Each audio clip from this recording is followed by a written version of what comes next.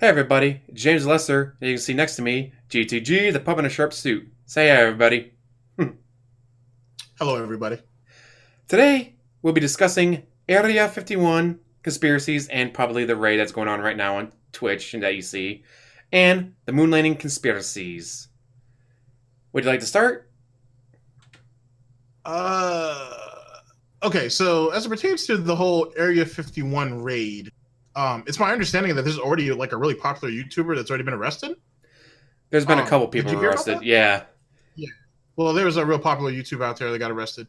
To be perfectly honest, they're lucky they just didn't get shot down in waves. To be honest, first thing, ladies and gentlemen, is realistically speaking, no one's going to storm Area 51 to find alien corpses or any type of technology whatsoever.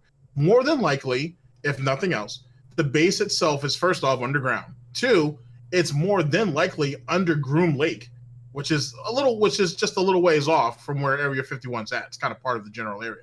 Any of you guys have played Nazi Zombies, for example, you know what I'm talking about. It's more than likely over there for good reason.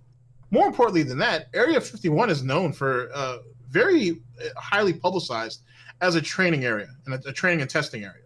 So you wouldn't want any civilians there anyway. Matter of fact, I think Lockheed Martin, amongst other places, are known for testing out a lot of their aircrafts and stuff like that over there, as well as weaponry. It's basically just a training facility for the most part. If any tests or anything is going on, it's underground, without a doubt. And so storming Area 51, all those hangars and the few buildings that are out there is useless, to be honest. You're only going to get yourself shot. So they're very fortunate that they didn't. My biggest thing, or the biggest thing that caught my eye about the whole Area 51 raid was one, they really thought that the population was that stupid to go out there and Naruto run and expect to dodge bullets without any type of jutsus whatsoever. That's the first thing that I thought was funny. And secondly, some of these let's just say some of these online publications and some of these other people being like, oh, it's going to be population control. Like millions and millions of people are going to go out there and try to do that. Like all of us are going to embrace our inner Uchiha and go out there and make shit happen. I'm sorry. I don't plan to go out there and use fire jutsu and whatnot on every tank that I see. I would let other people do that and then I sneak around like a good ninja. Exactly. It just didn't make a whole lot of sense. But stuff like this happens every, well, I don't know. This is probably this happens every couple of decades, I suppose. This is probably the first time within my lifetime anyway, where people talk about wanting to go over there and actually get the truth, have the truth being told to them. One of the major ways of going about it, which is starting to become worse and worse as years have gone on, and what little research I was able to do for all this, was the Freedom of Registration Act, which is one of the best places to get a whole lot of papers sent to your house and then also get put on a list where, oh, this guy keeps asking for documents. We should watch him. With that being said, and they'll send you mounds and mounds of papers blacked out of the information that they have and give you a bunch of other information that's already well known. So there you go. You don't send people, for example, 684 pages of just blacked out documentation and not have something out there. But at the same time, though, too, it's kind of just a good deterrent. You know what I mean? It just kind of keeps people wondering. And some people believe that through this type of cloak and dagger, it allows people to move. It allows certain agencies, if you will, to move around the way they want to move around, right? While keeping your attention diverted. I don't know. It's either here or there. I think, like I said, it's just a place that they test documentation or they test weapons and so on and so forth. If there's anything really out there, it's certainly underground and no one's going to live long enough to get to it. And anybody who's ever come out and spoken up against it and said, oh, I used to work on aircrafts here, this happens here, they get their lives torn apart or they're just outed as nut jobs, which like make of that Babazar. what you will. Good example. I was saying, like, I used to be huge into this. Like, I used to have, like, the alien autopsy on VHS. Saw the documentaries about it. Then it's like, as you get older, you Yeah. realize, like, no, it's what the government does. Like, oh, there's triangle aircraft being flown out there in the 60s. It's a UFO. 20 years later, it's like, oh, you mean the stealth bomber that everyone knows about now? Oh, there Yeah. was a jet that took off and it was blinking by and it was gone. Oh, you mean the Blackbird? It's like, yeah, technically they are UFOs because we can't identify them. But they know what they are Right. because they're the ones testing them. It might come out 10, 20, 30 years later, but at the time it's a UFO because I can't identify that triangle shaped thing in the sky. What the hell is that?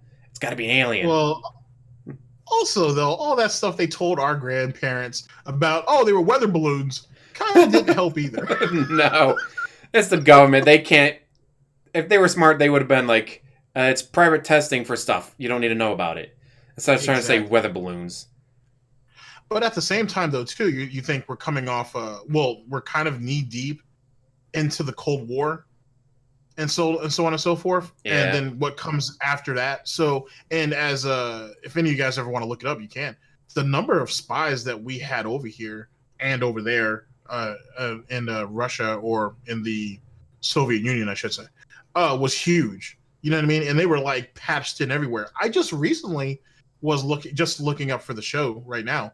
I found that Canada had their fair share of Russian spies too, or Soviet spies, as well. You know what I mean? Looking up all kinds of different stuff at the time. It's very interesting to see how we were all how we were playing cloak and dagger like that, and how the Soviet Union had all their excuses for certain stuff that happened with all the astronauts that they sent out in space. I guess we'll get to that when we get to that segment, and all the failures they had, and then what we were doing over here. I guess it was just kind of the way they played it. It's either which way.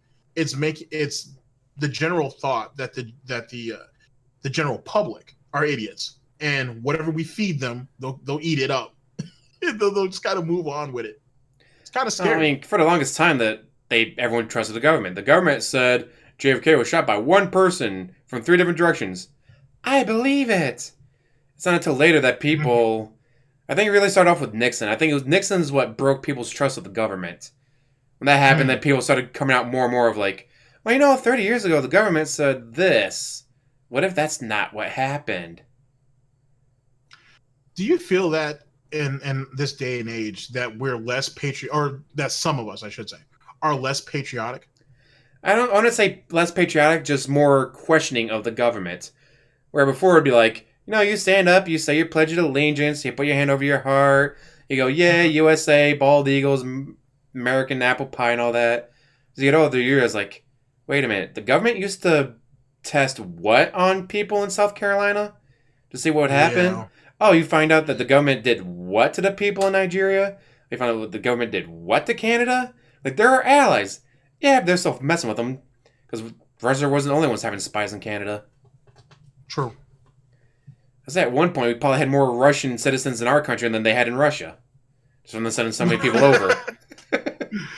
Certainly high-ranking citizens, that's for sure. Oh boy, that should be the next show too. We should talk about all the Russian defectors, and we should talk about Operation Paperclip. That'd make a good show. Ooh, Paperclip's a good one. Mm-hmm. Yeah, we should definitely do that because I'd love to get into what's that guy's name?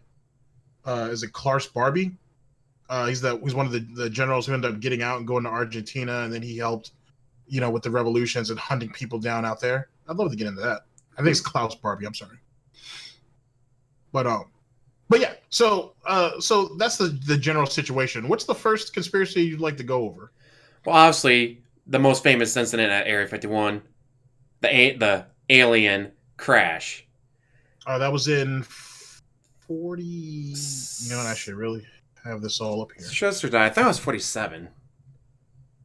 That's maybe it wasn't that soon.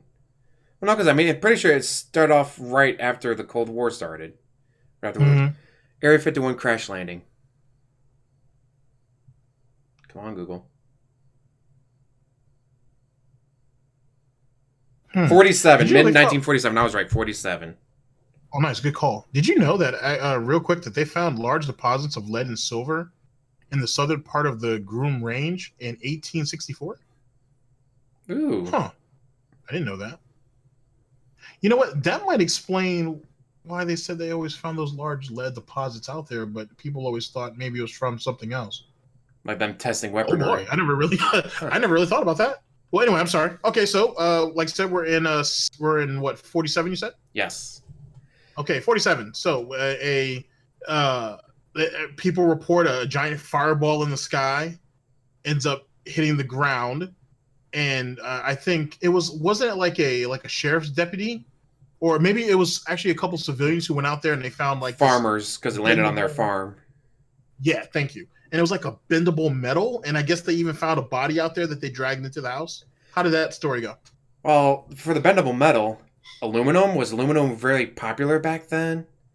Or is it mostly like lead and tin? Because I'm pretty sure back then, lead, it's America's future.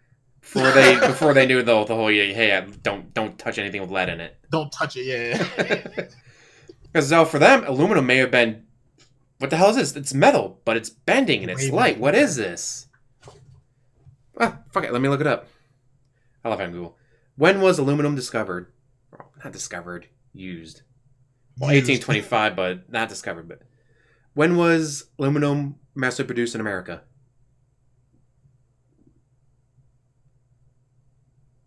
Not 18. Emerged in 1889. Began in the late 1800s. So maybe, But then again, cookware. Cookware isn't no flexible like that. Because obviously, you have tin foil, which you can actually make a balloon that floats out of, which is pretty hilarious. Because they did that on Mythbusters. Oh, yeah, they did, actually. Let's see. Here we go. Early industrial production. Da-da-da. 1860, 1856.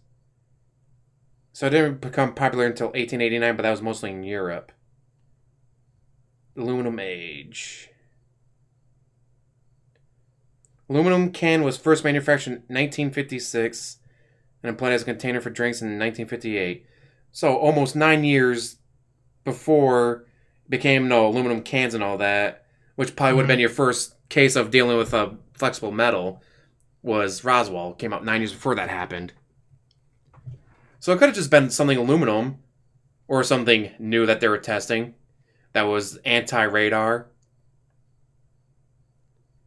So it could have just been a new metal like aluminum, but a new form of it. That was right. Because again, like, they had cookware in 1889, but cookware is not flexible. So it was like, that can't be aluminum. Aluminum's not flexible. I got an aluminum pan in the house. It's like, but 9 years later, you get aluminum cans, which obviously you cut those open. They're flexible. And then it's like, but there's bodies. It could have been dummies that, like when Elon Musk fired off the rocket, he put a car in there. Why? Because he needed ballast. He needed weight to it. And no one was willing to stick a satellite that cost $20 million, risking that on an experimental rocket. It's like, what do we put in here to act as ballast and counterweight to see, whatever. Let's put some dummies in there. Because this was probably before Project... what was it called when they were sending up balloons into outer space? Featured in the movie The Kingsman. Oh,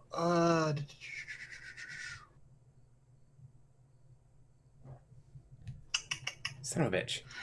You got me. Project sending balloons into space. You're not talking about the NOAA, right?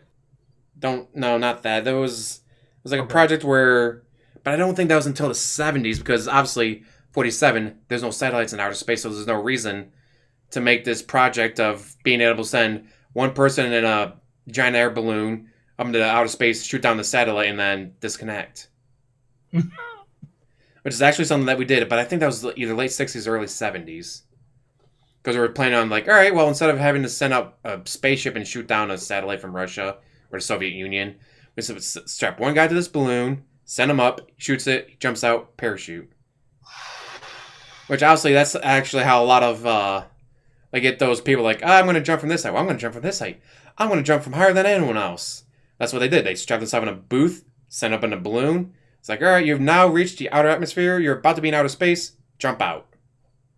That Red Bull guy did that too. It looks great, man. But I don't not like that. Bungee jumping, I had a good time with it. Parachuting, had a good time with it too. Not sure if I'm willing to do that. I'll say, like, because the guy even said, like, he blacked out on the drop down and all that. It's like, Oh yeah, I'm not surprised by yeah, that at you all. drop, you black out and you don't wake up in time. Oh boy. But he And does then break the pancake. sound barrier. It's the first person to break the sound barrier without using a device. Hmm.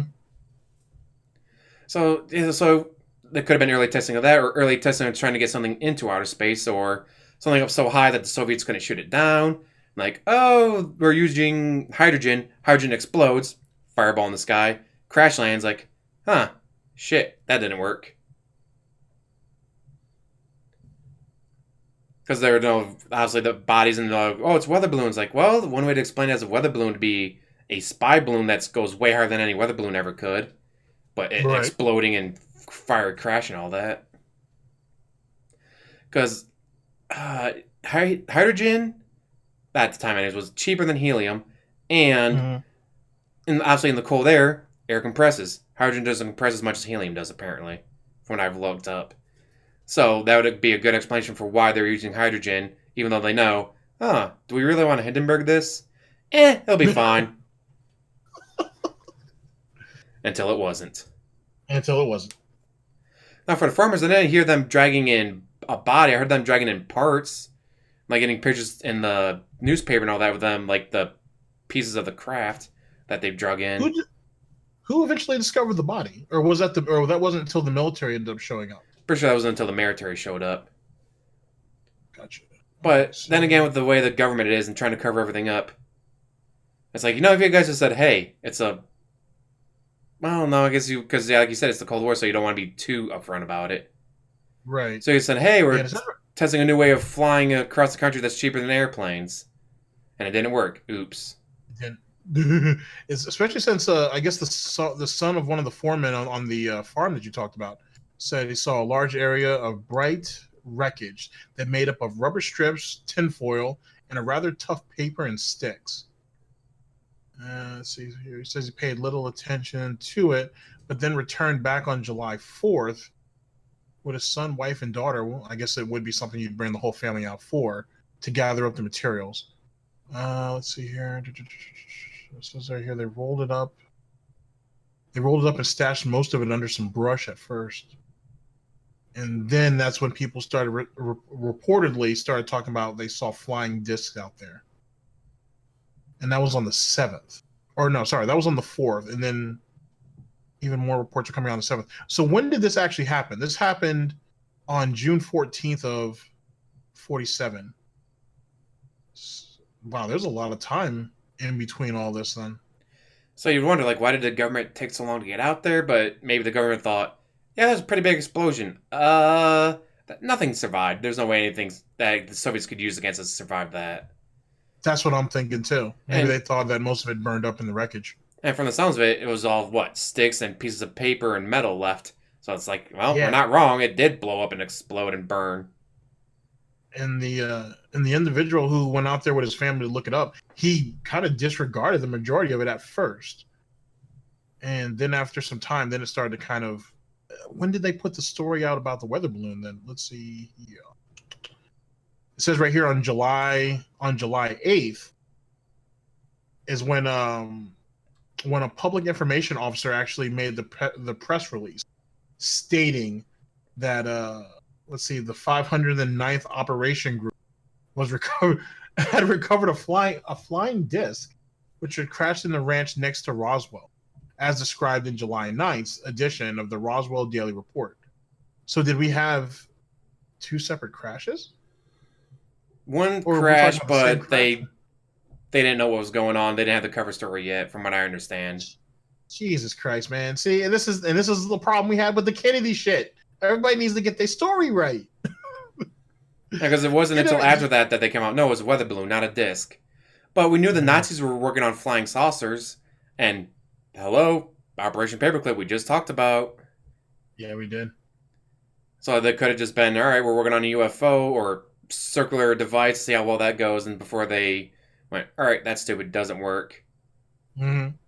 Or it could have been the prequel to the helicopter. It's like, all right, we got blades, because I think with the Nazi stuff, like they had the blades underneath, the push up. Yep. So it's like, well, what if we put the blades, take them from the bottom and put them on? top. On top. Hey, that actually works. And with Area 51 being the place where that's where they test all this shit, it would make sense that, it didn't work. It crashed and burned in the desert. But also, Perfect place for the. go ahead. Oh no, I'm sorry. I was gonna say just perfect place for something like that to crash and not worry about it. Yeah, it's not like, oh yeah, it crashed in the middle of Times Square, New York City. It crashed in the middle of the desert where there's going to be 3 people. The foreman and his wife and his kid coming out to check it out. Especially at the time because it wasn't until what, the mid 90s when someone sued that the government finally declared that, yeah, Area 51's real. Yes. Because was Which I wish I had looked into that a little bit more before we started this, because the amount of time this individual put into that was pretty remarkable. You know what I'm saying, to do so. But they say though also that that's kind of how a lot of the government information kind of comes out. It's somebody usually suing for the information to be released.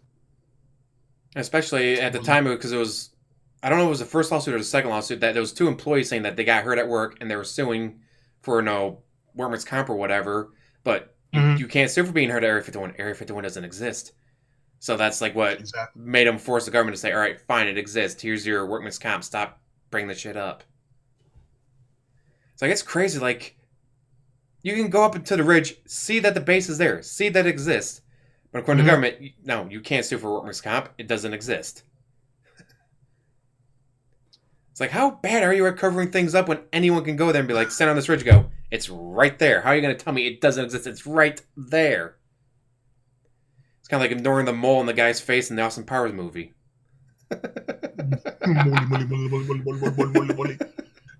Exactly. It's like, how are you going to tell me it's not there? But honestly, since then, like the more years go on, the farther they expand the barrier of like, no, if we used to be able to stand here, now you got to stand here. Now you got to stand all the way over here and use binoculars. But it's like, does it really matter how far you make it? We know it exists. And yes, obviously the alien conspiracies, but for the most part, it's, yeah, we got top secret shit we're testing here, like the Mhm. stealth bombers and the Lockheed Blackbird and all that. Was it the SR-72? I think it's called. Yeah. And you're right too. They didn't actually. Well, there's conflicting accounts, but it says right here that as it pertains to the Greys, which are the little gray men, not Mm-hmm. green, the little gray men that they found that they people say they saw after the flying saucer or the alleged flying saucer crashed. There was there was a number of publications that claimed the statement that when the government came in, pretty sure the U.S. Army, that they saw them carrying away small or at least child-sized bodies with obviously large bloated heads were being carried away from the accident, if you will, or from the scene. But there's I don't know, they're kind of conflicted too. So maybe that didn't pop up till later, because I've seen the FBI, not the FBI, the alien dissection video that you talked about. It's really popular. You can find it all over YouTube, and there's been a bunch of variations since, and a bunch of people who've tried to debunk it, obviously. But I don't remember if they ever said it came out of the Area 51 crash. Maybe it did, because it was pretty mangled. Now I think about it, right? Because like the leg was busted up pretty good, and I think one of the operators was actually cutting into that. Damn, it's been a while since I watched it. It's like I had it on VHS and I like just watching fascination. Like as you get older, it's like people that actually do autopsies go, yeah, that's wrong, that's wrong, that's wrong. You would Mm-hmm. definitely not be cutting there to start. You'd be cutting here to start. It's like, Yep. but then again, you're dealing with an alien body, not a human body. Would you treat it the same way? Yeah, it's it's yeah, how the body's set up, and its biology is definitely not going to be the way that you would expect. So maybe they'd be a little bit more free flowing with it. Be like, all right, normally we would cut here, but we're more interested in this, so we're. It's not like we're doing this for law enforcement. It's not like we're gonna figure out what killed this guy. It's like no, they died in an air crash. We want to know what the fuck's in here, so cut here instead, where we would normally Yeah, I want to know cut. what's in it. Oh boy, interesting stuff. Yeah, but like I said, it used to be big, and as you get older, and you realize like no, it's just the government being the government, being secretive. But on the other end of the spectrum, though, the Nazi UFOs is a pretty interesting little an interesting little field in itself too, given what they were trying to discover for their wonder weapons and so on and so forth. Yeah, Um, like the early prototypes that would later probably become helicopters, where they started the blades underneath and they moved them up top, and doing everything mhm. with rocketry. It's like, all right, well, what can we do with rockets? Well, we can try this, this. Well, what if we do it like this? Also, at the time, it's like, I've never seen anything like that before. It's unidentified, and it's flying. Therefore, it's a UFO. But for them, it's And like, what was it? go ahead. Oh no, I'm sorry. Good. And it's like, all right, so you get all this new stuff, especially back in the 40s and 50s, where we're getting all the Nazi scientists. We're just starting off with rocketry. It's like, all right, well, what do we do? What do we try? Do we try this? Do we try a balloon that can go high enough that the Soviets can't shoot it down? Do we try silver disc with the blades underneath? Just like the Nazis tried to see if they could perfect it. And obviously they didn't until they moved it to the top and called it a helicopter. And what was the name of I don't know if it was the name of an actual itself, or if it was the name of the just the group of the group of, I guess, aerial technology that they were working on at the time. I can't remember exactly how to describe that. But what they call the Germans were calling them what, like Foo Fighters or whatnot? Was it something along those lines? Foo Fighters Was trying Germany to. or was that Japan? Uh, Foo Fighters. Now I'm gonna have to look. Let's see here. Not the band. No, not the band. Again, it's from the Let's see. UFO and various aerial phenomena that were reported by Allied aircraft during World War II, which were known collectively as Foo Fighters. I'm gonna say it was Germany or Japan, but yeah, so anything that was unidentified by Allied aircraft pilots in World War II were known as Foo Fighters. Okay. Well, and okay, where I'm looking at right now, it says it's contributed to. Well, it's contributed over. It's because they said they saw it over the skies of Europe and in the Pacific. So it could have been anybody. Truthfully, it could have been anybody part of the Axis. Because obviously the Japanese were probably working on their own stuff. Oh yeah, absolutely. But then, but with the Japanese though, like they're still going to battle with like horses and swords and all that. Like, were they actually manufacturing their own weapons, or did they buy all their own weapons from someone else? I can't remember if it was like a little bit of both. To be honest, there's a lot of people on. There was I think World War II for sure was one of those situations where not everybody was up to speed the way they needed to be under reasonable circumstances. Hence the reason why the casualties are so high. Well, you get a Especially lot of. since a lot of. Go ahead. Oh no, I'm sorry. Go ahead. Especially you got a lot of guys on the ground that, yeah, I didn't graduate high school. I can't read. Oh, there's something flying overhead. I have no idea what the fuck it is. You got 2 million people in Europe doing that. Oh yeah, there's all these Foo Fighters going around. Well, people actually know stuff's like, no, that's just the new Tomcat 112 that we came out with that has bigger guns on it. For them, it's like, that's not what an airplane looks like. An airplane has spy wings on it. Because maybe that's the only things they've ever saw at a air show. Exactly. Wow. Like I said, you could think research like that, at least some of it anyway, would come out of Area 51 for sure. People hear, oh yeah, you hear loud noises from there at night. It's like, all right, either A, Mhm. sonic boom, or railguns. We've just now started implementing railguns in the U.S. Navy because those are about the only things big enough and strong enough to carry those things and fire them. How many decades did we work on those? How many decades did we test those in a place like Area 51 with a huge expanse of land where there's nothing to actually kill or anything? So, all right, let's try this. Let's try it at this much power.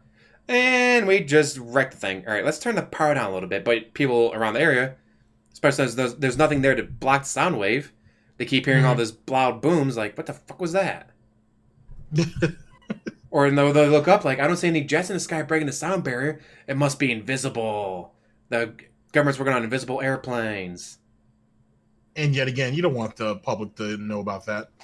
You don't want that to get out. Yeah, I don't. So letting people think it's something extraterrestrial kind of works to your favor. Well, to some point. Yeah, because you get them going, oh, it's UFO. It's like, it's not a UFO, it's this.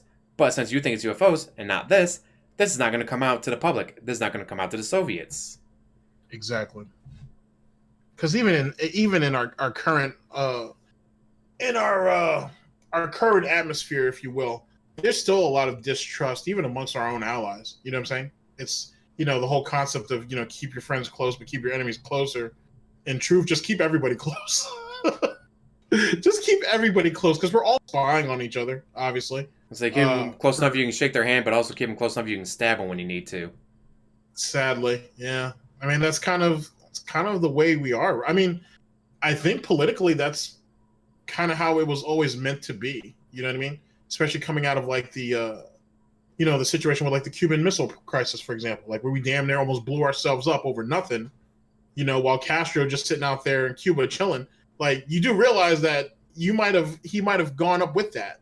So yeah, maybe it's just a little bit better if instead of us bringing out the big guns, we keep steadier tabs on each other, and maybe that'll work out a little bit better. You know what I'm saying? Because who knows what kind of backdoor deals happen? Hey, we heard that you have this. We have pictures that you have this, and we have let's say 3 or 4 of your citizens that will go ahead and contribute to that. So how about you go ahead and share some of the love, and we make certain things go away with certain people who are problems for you too. You kind of, and you know what I'm saying? You just kind of everything can be worked out in a deal, I suppose. For the I guess most I part. mean, yeah, like what I'm saying, it's better than the bloodshed, obviously. I'll say You this, know, especially during the Cold War. In fact, they made a movie about it with what I think Tom Hanks about. Yeah, you got one of our spies, we got one of your spies. We're going to trade them here. It's like, but how many of those were public, and how many of those were not public? How many oh, that's a times good did we point. trade someone, or they trade someone that we'll never know unless we sue and get a bunch of blacked out documents? Mm-hmm. Oh, speaking of which, didn't Matt wasn't Matt Damon in a movie like that? Wasn't that Behind Enemy Lines or something? Behind the Red Line? I'm not sure. Like he was, I know he went to his character, I should say, went to like a prestigious Ivy League school, and then he got like recruited to like the CIA or something, and then he had a Russian contact for a while. Oh man, it's been a while since I've seen the movie, and I guess his Russian contact, they thought he was a defector, so they were feeding. So he was feeding Matt Damon and the CIA information. Come to find out, the guy was like a triple agent or some shit. Bridge of And I mean, that was just Spies? No, that's the Tom Hanks one, isn't it? Yeah, it's the Tom Hanks one. Damn it.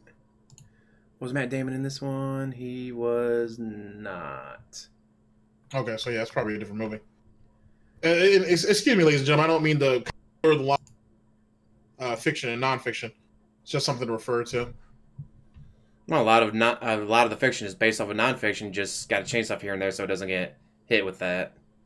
Exactly.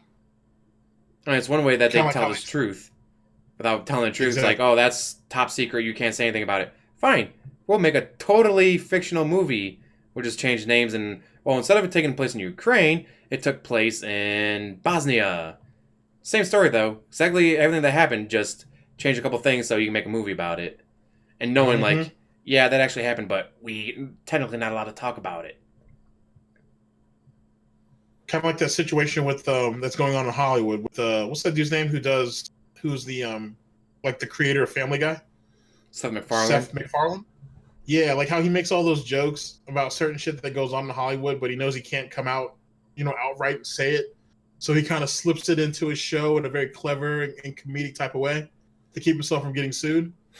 Because isn't Seth MacFarlane like 5 for 5 or 10 for 10 now when it comes to you know large Hollywood controversies like the whole thing with Kevin Spacey, for example? I remember Medicare brought that up. I don't know how well he's good on it, but it's not like The Simpsons where just happens to say it, then no, however many months or years later, oh hey, it finally came out. It's like this is not predicting the future. It's that he hears or knows stuff, or he knows people who hear and know stuff. Then he puts it in the show as a joke. Then no, however many Mm-hmm. years later, it's like, oh hey, that actually happened. Like yeah, that's what the joke was based off of. The joke didn't come from out of nowhere. I based off of that. I just gonna say, hey, this is based off a true thing at the time. Exactly. God, actually, like you mentioned, the Area 51 and suing for documents being blacked out reminds me of when someone sued they get the information, like they sent in hair that they thought was from Bigfoot, never got a Mm-hmm. response, and then finally someone like sued the FBI, like, hey, finally release this shit. It's like, it was deer hair. It's like, mm-hmm. Hmm. Was it actually deer hair, and the person just couldn't identify, even though they're a hunter, and it's like that's why they sent it in because they couldn't identify it? Right. Or was it them going, oh shit, we can't identify it? Tell them it's deer hair, anyways. If that was the case, then why they have to be sued for them to let that out? You should have just. They could. I would have sent it back right away. I was like, all right, send them a letter saying it's deer hair. End of story. Or caribou hair, like something they wouldn't normally see. Because like, Yeah, like something like that. was it like the one girl almost got in trouble because she shot an elk. It's like there's no elk in this area. The nearest elk's like 2,000 miles away.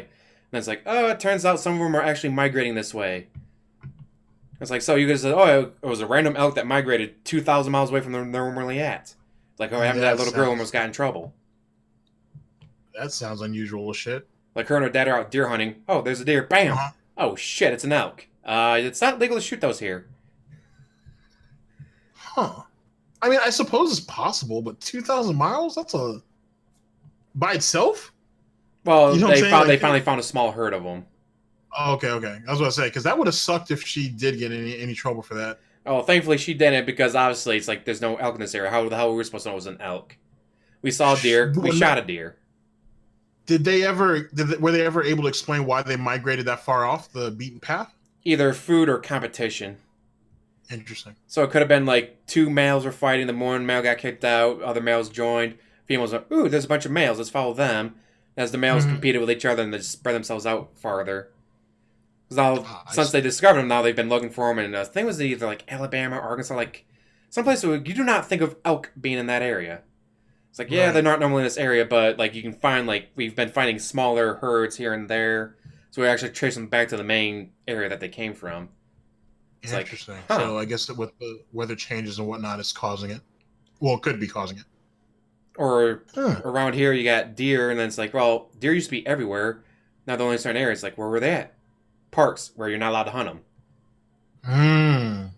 But then they eat themselves to starvation. So then it's like, all right, well, if you pay a special thing, we'll close the park down for a couple days. You come in and you kill as many deer as you want. Oh, they'll literally let you get as many as you can? My uncle did the same thing with geese at a golf course. Because it was out of season, but if the geese are damaging public property, you can actually get a special thing that says, all right, well, they're destroying it, like with farmers and crops. If you heard a deer come in and start eating all your crops, you're legally allowed to shoot them. Right. This was with the geese. My uncle and his friends got hired, like, kill as many as you can until they stop coming here. Oh, boy. Have geese for like half the year? That's not too bad. He's like, yeah, we ate geese for like 6 months till everyone in the family was like, I'm tired of geese. Can we eat something else? I'm tired of geese. Oh. He's been on the news for hunting coyotes and all that too. Right, because the population of them are starting to explode too in certain places. And it's like, I've seen a couple mountain lions in the area, but it's like, I'm not sure the legality of that. Right. It's like, I'd like to be the first person to shoot a mountain lion around here. Yeah, but you don't want to wait until they get too close, and then you're like, yeah, maybe I should take you out now. So, but the general point, ladies and gentlemen, is that when you look at the phenomena of Area 51, Roswell, and then just UFO conspiracies in general, they're all over the place. I mean, obviously, it's woven into, you know what I'm saying? It's woven into our kind of like what's the word I'm looking for? Woven into the fabric of America, but at this point. Yeah, like, you know what I'm saying, like, into the general populace, it's there in a bunch of different ways, and it's fed to you throughout, no matter what the medium that you get all of your entertainment from and or information. And the question is what's truthful and what's not. When you think of, as James pointed out, with different types of energy weapons, sound weapons, the Aurora Project is another example that people bring out, the development of weather control and or how we're having shifts in weather and so on and so forth. These are things that people are quick to contribute to Area 51 and a lot of the things that happen. What's the name of that conference where supposedly all the influential world leaders go to discuss the Bohemian thing? I'm sorry? I think it's Bohemian something. Oh, that's Bohemian Grove. That's California. That's one of the big social groups. But I'm thinking of I think is it Not Bloomsburg? No. You know what I'm talking about, though. I know you know what I'm talking. I know you know what I'm Yeah, talking about. mega powerful people meeting. That's the only way I can think to describe it. Bilderberg group. Thank you, Bilderberg. Like people have said that those type. Well, a meeting similar to that is held in Area 51. All these different things. Now, like I said, none of it can really be cooperated in any type of way, shape, or form. It's an interesting read. You'll find some compelling stuff on it if you're willing to deep dive into it.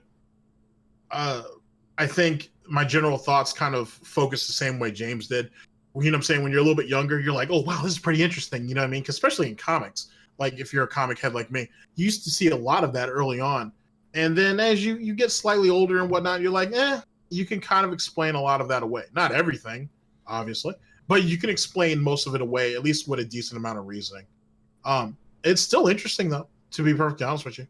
And there's actually some decent books out there if you ever feel like getting your hands on it that are pretty good reads, and especially some of the individuals who alleged to actually worked for the U.S. government for Area 51, working on different types of propulsion or whatnot. They said a lot of the as we talked about earlier, some of the German Foo Fighters and just German technology that ended up being confiscated, if you will, from Area 50 from Germany, Nazi Germany.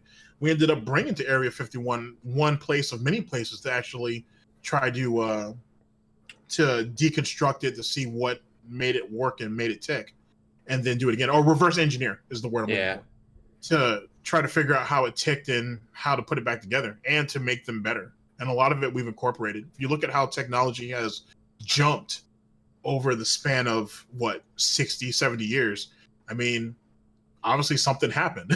Is it alien technology? I couldn't tell you, but it's obviously something. One more point, and then I'll pass it over to James. Didn't they say that the internet wasn't actually made for the general population? It was like something that the CIA was using to just kind of pass information amongst themselves and to other countries. Is that I can't remember if that's what the internet's original purpose Well, then was. it was originally created by the government and by the military, like the Mhm. Pentagon and all that. And Al Gore's "I invented the internet." He's never said that. He helped fund the invention of the internet because it was being done in his home state, and he's like, "Oh, well, we'll throw an extra $11 million at that." And a few years later, holy shit, the internet's actually a big deal. Which maybe wouldn't have come around as quickly or at all if he didn't go, "Yeah, let's dump an extra $11 million into this project the military's got going on about interwebs and Mhm. tubes over digital." I'm not sure what that means, but all right, screw it, we'll fund it. It's $11 million. We'll spend more than that on toilet seats. The idea came from somewhere. Oh yeah, it's But like, like I said, go ahead. oh no, I'm sorry. Like I said, it's interesting stuff, and like I said, a lot of black bag stuff gets tied into this too. If you ever want to look some of it up, and I didn't want to go into any great detail because I could talk your ears off forever on some of that. But make of it what you will. I say, like you said, when you're younger, it's like so fascinating, so easy to believe, and then as you get older and you realize how the government actually works. Like we already had people, talk about it. It's like, so how long could they go without talking about aliens? Or in the case of Donald Trump, you really think he's not going to come out there? We got the best aliens. Our aliens are bigger and better than your aliens. Our aliens are Mm-hmm. huge. But But then you get into you well, said then that, you get into the idea of like how much does even the president of the United States know? It's not like you get sworn in and like, okay, here's the book right here about every alien sighting and every alien we've talked to since, leading back to the 40s, so on and so forth. the movie Independence Day Matter of fact, covered that, or it was like, what? Plausible deniability. We couldn't tell you. So that way, if you were asked about it, you and could say, no, I don't know anything about it, truthfully.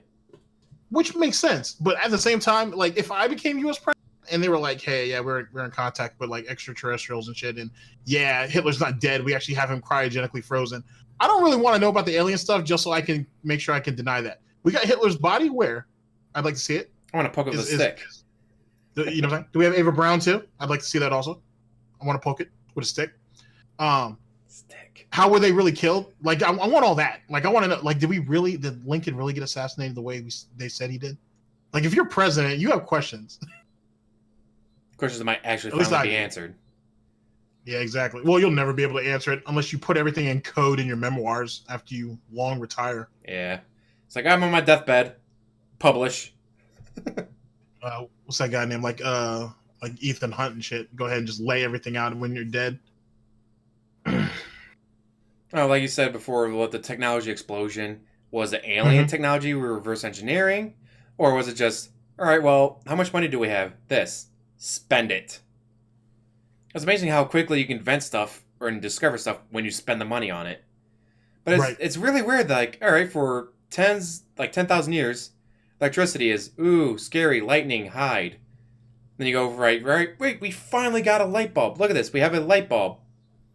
Less than 100 years later, yeah, we got electric this, electric that. We got internet. We got computers. Like it's an amazing jump from we finally harnessed lightning into a piece of glass called a light bulb to what we got now. Was it really Yeah. just pure luck and dumping a shit ton of money into it?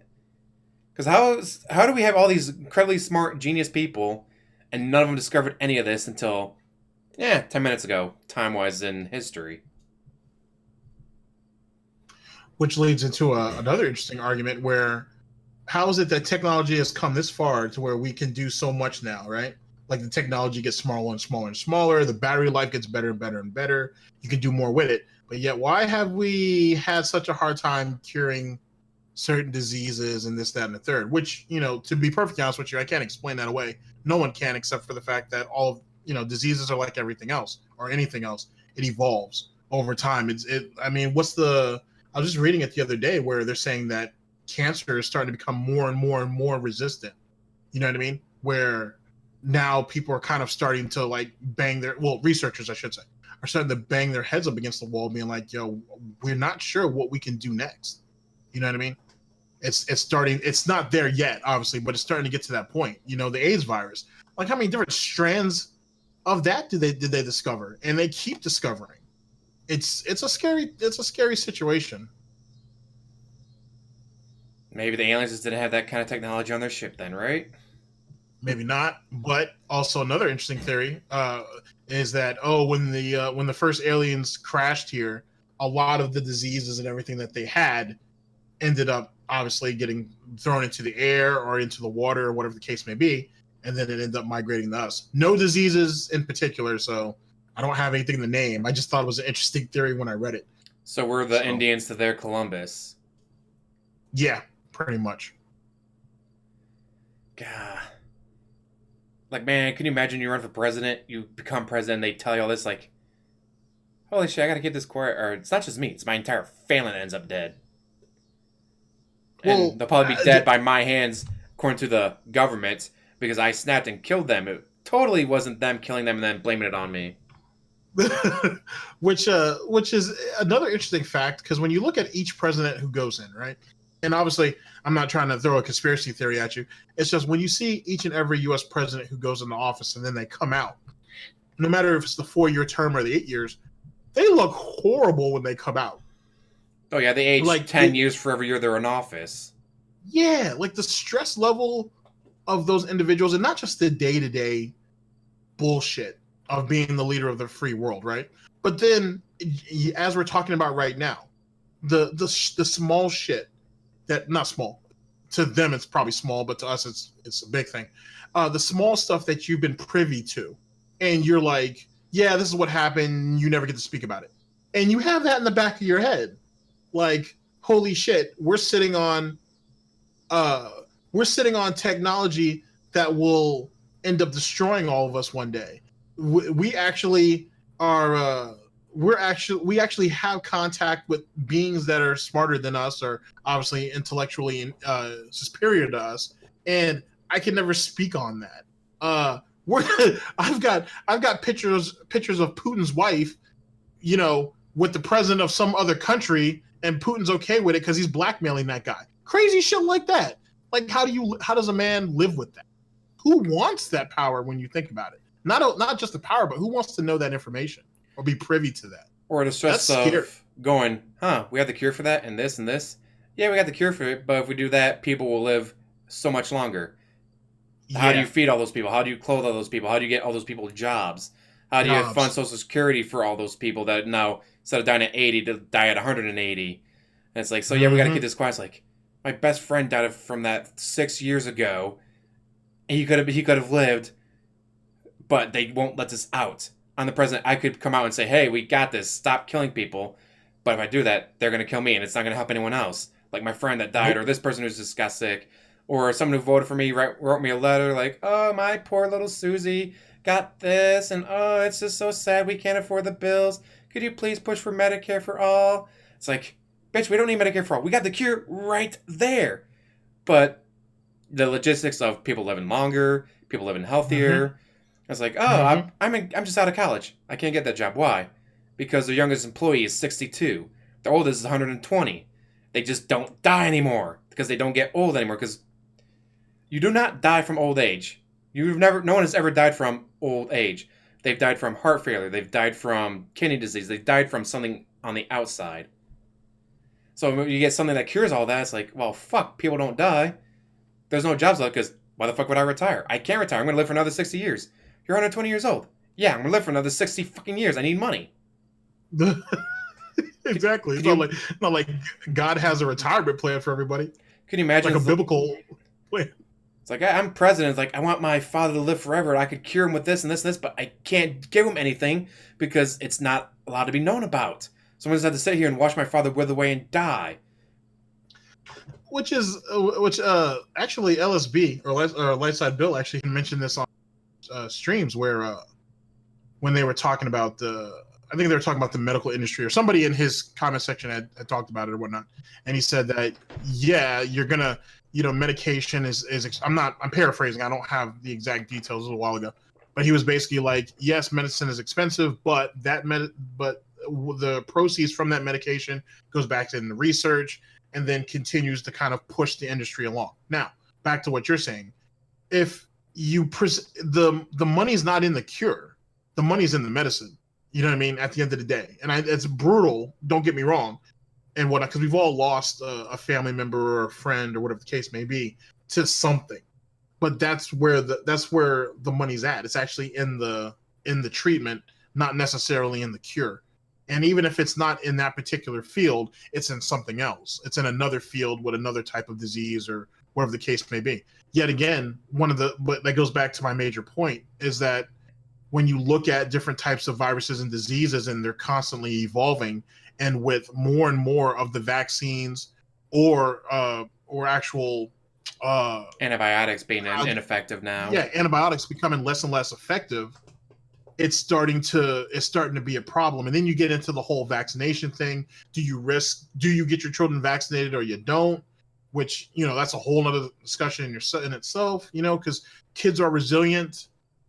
Not necessarily, like what they say the very young and susceptible, whereas everybody else who's lived a little while, you have a better chance. You start getting into those risks, and are you willing to put, if you're not going to vaccinate your child, right? Are you willing to put someone else's child at jeopardy because you don't feel confident in doing it for your own kids? It just becomes a whole situation in itself. And then, like you said, with the whole concept of living longer. First off, do I really want to live to 120 years old? Do I really want to live past, I don't know. I don't know if I really want to go past 60, to be honest. But do I really want to live, what I'm saying, to 100 years old and shit? No, I don't want to live that long. You know what I mean? Like, you live for a certain amount of time, and then, you go ahead and you just pass on. I'm not going to commit suicide or nothing. It's just I don't want to live an extraordinary amount of time. You know what I'm saying? Like, everybody always says, oh, there's not enough time to do this, not enough time to do that. Then do it while you can. Don't live with the idea of regret. You know what I mean? Do what you can while you can. Waiting until you get older, or wait until you have the money, or wait until it's the best time or the right time, right place, you'll be waiting forever like that. You'll be waiting forever like that. I've worked with older dudes who are like that. You know what I mean? These guys are well into their 60s and whatnot. Real smart guys. And they're like, yeah, I'm going to retire soon. We're going to go and buy this house in Tahiti and shit, this, that, and the third. And I'm thinking to myself, man, I've been in this office for like 4 years and I've heard you say that, bro. Like, how much money do you really need? You know what I mean? Like, how comfortable are you really trying to set yourself up for? If you look at some of these guys, like, they have 4 kids. They're all in college. All their education's paid. They all have houses waiting for them when they get out. You and your wife have worked for 40 plus years. You guys have a nice nest egg set to the side. You guys are in a pretty good position, I would say. And you keep want to holding off, and it's like keep doing that. It may not be there when you're ready. You may not be there when you know the situation is actually ready for you. So something to think about. I'll say my youngest employee, is like 25. My oldest is 84. He worked as a Wow. teacher for 40 years, retired for 5 Uh-huh. years, got bored. So yeah, I'll get a part-time job. So he works 4 hours a day, 3 days a week, just to get himself out of the Huh. house, get his mind keep working and all that. Yeah, he just turned 84 on September 2nd. Mm. And people are like, wait a minute, you're his boss? Well, technically, I mean, yeah, I still got like 8 people above me, but I'm above him, and it's just weird. Like this guy's 84 years old. But no, he retired, went on the vacations, did the Right. grandkids, the cruises. Yeah, then he got bored. And there's a lot of people where I work at that they worked somewhere else for 40 years, got tired, retired, got bored, so they get part-time jobs working in the office or doing cleaning or working the for like, hey, I still got my license to work forklifts. All right, well, work the forklift here. So, but then Yeah. that leads to the part where, like I said earlier, where people have to be 180. College kids get out of college, there's no jobs for them. Like, oh, this Exactly. position would have been taken by some kid in college. Like, hey, I need a part-time job to help pay for booze. I mean, books. All right, so you work part-time here. No, 6 hour shifts, 4 days a week. All right. Well, all that 6 hour shift, 4 days a week is taken up by someone who's 70 because they worked, retired, got bored, got a part-time job. So yeah, the issue with living forever or living a lot longer would be one reason to keep all that stuff secrets. Like, yeah, it'd be nice to save some people, but do we want to save everyone? Right. Do we want a 90-plus-year-old Hitler? Do we want a 120-year-old Fidel Castro? Do we need a 180-year-old Pol Pot? And actually, you bring up an even better point. If you could live longer, right? If you could actually live longer naturally, if you have that type of technology, you may have the technology to bring people back. Would you want to bring back an Adolf Hitler or a Pol Pot or a Chairman Mao? Not to because you want them to, we're giving them a redemption arc or anything, but do you really want to bring these people back and actually strap them in and be like, hey, what were you actually thinking at that time? Do you really? I mean, it's interesting. That would It'd be be interesting to do. good. Yeah, it'd be interesting to be able to probe the mind of some of these individuals and get an idea of like what were you thinking, what brought you to this, and so on and so forth. Because we're only talking about all this on the after effect or the aftermath, the after shit. Yeah, aftermath. I'll go with that. With the aftermath of it all, there's very few of them that you actually could sit down and actually talk to and be like, hey, this is how it played out for you, and we brought you back like 80 plus years later for some of these guys. Well, 40, 50 plus years for some of these guys. Would you like to tell us what were you really thinking at that after they get over the initial shock of being brought back? What was it that you were thinking? What was your actual end goal?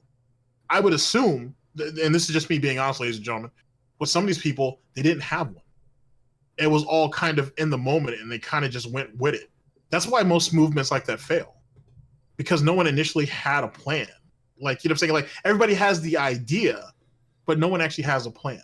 Or they have Because the I'd idea, but they certainly don't have like the end goal. exactly.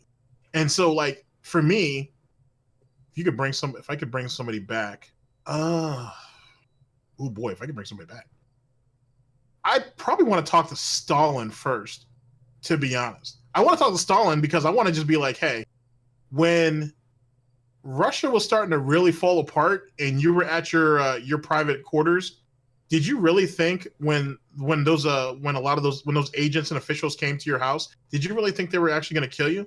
Because he had actually told a confidant that that's what the case was. He was ready for these people to walk in and kill him because that's how he was running his regime at the time.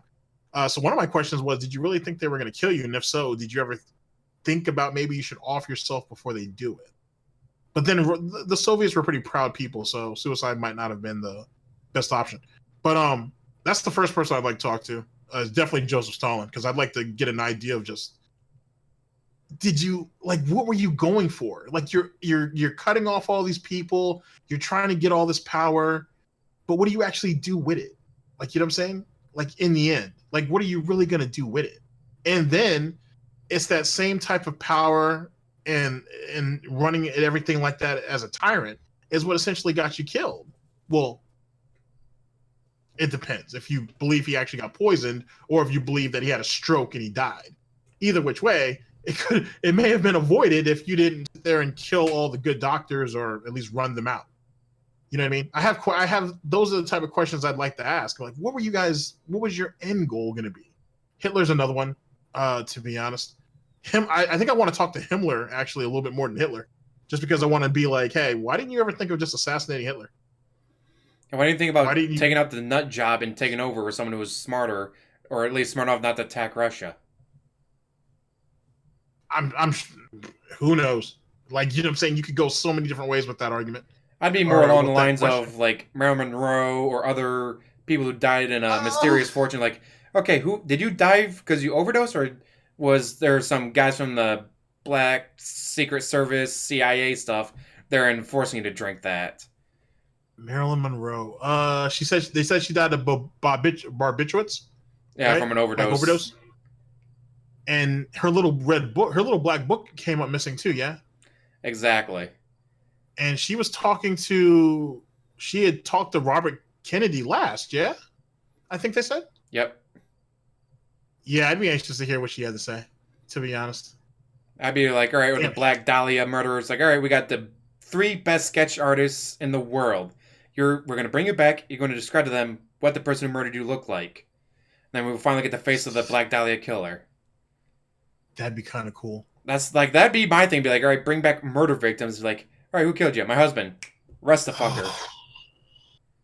But then that'd probably See, put a lot here's of the police out of business. Like, well, we don't need police anymore. We just need a guy that. No, all well, right, stick him with this. Who killed you? This guy. All right, put him back down. I don't know if you would, if that would, I wouldn't say that would take. I'm sorry, I know we're sidetracking a little bit. This is actually a pretty good conversation. I don't think that would actually, that would put the police out of business. It would probably eliminate the need for detectives for sure.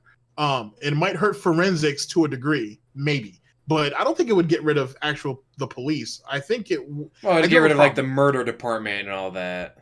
Right, homicide and so Homicide, on. yeah. I have one issue now that I'm thinking about it.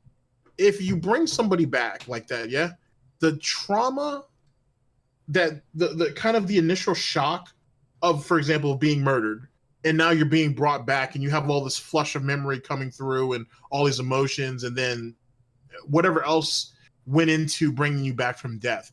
Is it possible that that could skew your perception of possibly who your killer was, given the time of your death? Or do you go, all right, well, we brought you back. Well, now we got to kill you again. Or is it something that's like, all right, well, this last 30 minutes, so you got to give as much detail as possible in 30 minutes before the effect wears off and you go back under? Because they're like, hey, can you bring Um, all these people back? Like, hey, you were murdered. We brought you back. Well, then they weren't murdered, were they? Because they're back now. Well, shit. Do you just put them back down, or is it something that wears off? um, that's a whole nother argument in itself, actually. Um, what I was kind of meaning is it possible that their memory though of the killer could possibly be distorted because of the process of bringing them back? Do you think that could have been a thing? Well, I'm probably when they work on it, doing testing, beta tests, like, all right, well, the person thought a dinosaur ate their face, but they probably meant it was a dog. We think it was a dog that killed them, but we don't know if like someone fed their face to a dog. Like Ed's like, oh, I stabbed him in the face. Oh, get the dog to chew on the face, make it look like the dog did it. Or was it actually a dog that did it? You bring it back, a dinosaur. It was a fucking velociraptor ate my face. It's like, Wow. okay, we're gonna put you back down until we figure out how to get this working right. Yeah, I see what you mean. And would you be able to uh, tell parents like, oh, I know your 3-year-old just died from a terrible car accident, but you're not allowed to bring them back? Like, how many of them would be like, I will fucking take this place hostage and kill as many people as possible to bring my 3-year-old back once that technology well, yeah, becomes well, around? see, no, but then now we get into like an ethical type of thing. Yeah. Well, I mean, I guess theoretically we've already crossed that line with trying to bring the dead back. But yeah, what do you do when a parent has lost a child like that? Like the holy shit. Yeah, I don't know where I'm not sure how I feel about that Or someone breaks into the house, the because husband fights off the burglar, gets stabbed, he dies. You think the wife's not going to want to bring him back? Like, I don't want to leave my kids fatherless. I need to bring them back. I I don't, See, now we're starting to get into murky waters with stuff like that. By the way, I'm going to be murky changing waters. this from Area 51 and moon landing to Area 51, advanced technology and moon landing, or hidden technology. Yeah, we'll do hidden technology. Oh, yeah, that starts getting into murky waters with that, just from an ethical standpoint. So we'll go with it brings them back, but only brings them back for 30 minutes to an hour, then they fall back under. And you can only do it once. Yeah, I think that maybe for can you tell us who killed you, and you can say goodbye to your loved ones Oh, that'd be perfect. if you want to. Yeah, if you want to have that opportunity. Or in the case of the wife and the husband, bring them back so she can be like, "I love you, honey. You sacrificed your life for me and the kids. I'll never find another man better than you. I love you so much." So that way, not only that she gets to say goodbye to a loved one, but that way he knows, like, so the last words aren't, "Oh God, please don't kill us." It's, I love you, honey. You are such an amazing man." Exactly. God, that'd be amazing. Yeah, that works. I can live with that. And then of course you got to worry about costs. Like, it costs 10 grand. Well, how many of these people are gonna be like, "Well, sorry kids, you don't get to eat for the next 6 years because mommy's saving up money so she can do this." Then but then a couple years later, they go through the grief process, and it's like, all right, maybe I should let the kids eat now. I don't need to do that again. Obviously, the rich people would be like, he died, fuck it, bring him back. I just want to call me an idiot one last time. Wow, spiteful. Any that was a good point of conversation though. I gotta say, I don't think I've ever given it that much thought, but I'm kind of glad I did though. Anything else as it pertains to Area 51 that you want to touch on before we move over to the moon landing? Just how much more technology is going to come out of there? What next plane are we going to discover was built 20 years ago, but we didn't find out until today or tomorrow? Like, what are they going to go from the ones that go into the actual upper atmosphere, like go into outer space and come back down so they can't be spotted, or go out and shoot out satellites that they don't want in the air? Like, that's my thinking. That's the next step for plane technology that might come out of there is going to be something that can actually go into outer space and come back down. Maybe without a huge payload, because I'm like, all right, well, those will save us millions of dollars because we don't need to send rockets anymore. Like, no, we can carry a couple missiles, maybe some bullets, but that's going to be about it. Right. Crazy stuff. Actually, one more thing before we start. What is the? Didn't they say that there's a second Area 51 site? Well, like Andrew, I think it's Andrew Air Base or Patterson Air Base in Ohio. It's pretty known for alien stuff and technology. There's a lot. There's maybe not Area 51 itself in the country, but there's a lot of bases that. No, well, this one does specifically this. This one studies specifically going underwater. Like, yeah, we want to be able to send a submarine so deep into the water and camouflage it that their subs will never pick it up. And it's like, all right, well, we got these things here that do this for land stuff, like robots. You're gonna tell me there's not an Area 51 built for robots, making robot soldiers that we can or we're gonna invade them. How many people do we want to lose? None. Send in the robots. Because there's no way you're gonna tell me that they're not working on that. That whatever we see coming out of Caltech and MIT and Elon Musk, that's stuff that they've gotten put down 20 years ago. True. Very true. So I see like Area 51 for air stuff. Others again for robots or for underwater. Like, they probably got ones that's very specifically for certain things. That's like, oh, we need to fly our scientists to this base because that's their specialty. Yeah, make a good point. Yeah, I thought they had like a sister location too. It was because Area 51 is in let's see here. The Roswell, Rancho, New Mexico area near Groom Lake. Yeah, and then I thought the sister location was, I don't remember if they said it was in if it was actually in like Arizona somewhere. Area 51 sister site. And nothing popped up. All right, I'll look it up further, and I'll leave it in the comment section if I find it. That's pretty funny. That's pretty funny. All right, what do you want to hit next, though? Moon landing. That was a good talk, though. Moon landing. All right, so get a picture of the guy. I want to start the ball off. For me, I've never believed that it was conspiracy for several reasons. Number one, Uh-huh. being the Soviets. There's no way the Soviets are going to be like, oh yeah, they totally lied about landing on the moon before us. We're just going to let it slide. There's not a chance in hell of that.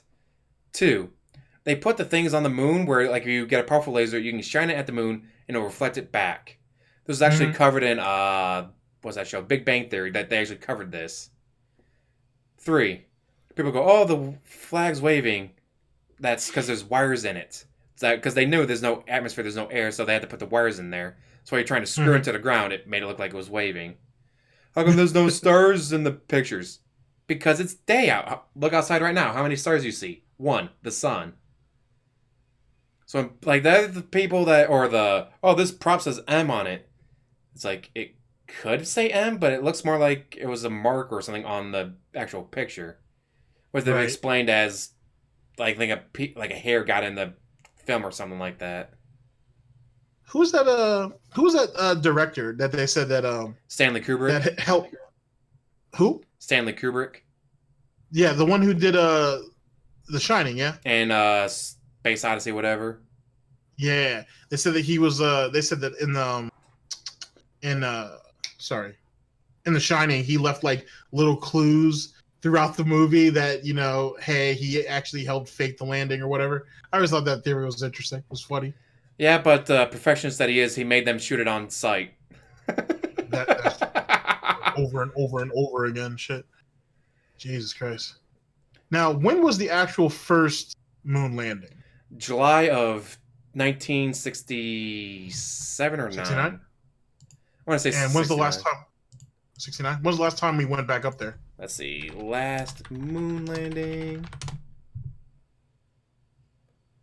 Apollo 17 was the last moon landing.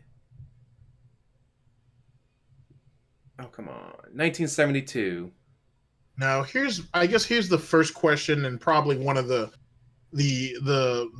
I guess one of the big talking points for people who believe that the moon landing was faked is why did we never go back, or why was there never another human moon landing? Is it and most conspiracy theorists are like, well, something was up there and they told us not to come back.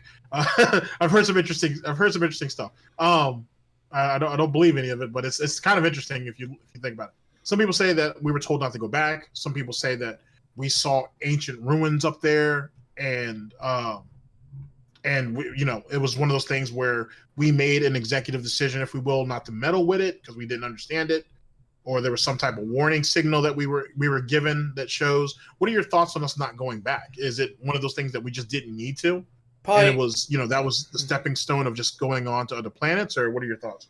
Well, yeah, it's like we've been there, done that. But then again, we still build the International Space Station. We've already had a couple of those, but we keep making more and sending more people up for that. But it could just Mm-hmm. be the cost and the danger of sending someone to the moon. It's like, well, we've been there. We got the rocks. We got the dust. What more do we want from there? But, interesting note, one of the astronauts that was kept in the capsule above that swung around the planet or around the moon, Mm-hmm. on when he's going to get down the dark side of the moon, reported, oh, there was a Santa Claus. Which a lot of conspiracy people think that was the code word for NASA for alien. Aliens, yeah. Which, technically, the only pictures we have of the dark side of the moon is from like satellites that we sent up there. Where people like as they're going around the other side, they take a picture. And I don't know about you, but Photoshop, even back then, whatever they Oh could have yeah. had back then, to edit that Oh out. yeah.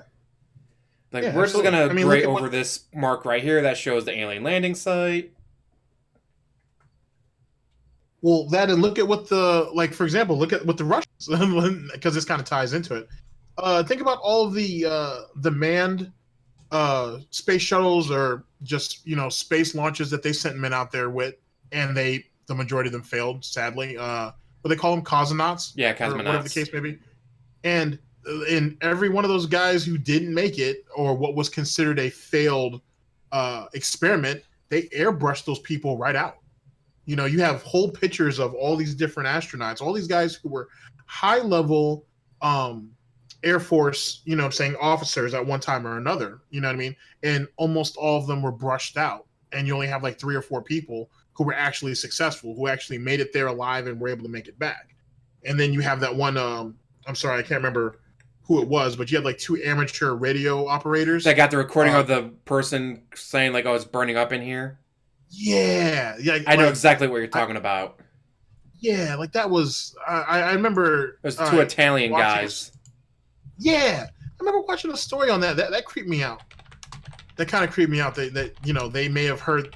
Well, they did, I guess. They heard that guy's last words. You know what I'm saying? And to think that this guy's own country is like, okay, he didn't make it. Write him off, and we'll get the next person ready. I mean, that's a scary thing. Should I add the audio to this? Because I just found it on YouTube. Yes. Is this the first woman in space? Although you can't hear it though, but let me turn this No, no up. problem. You know me, I'm gonna watch it later.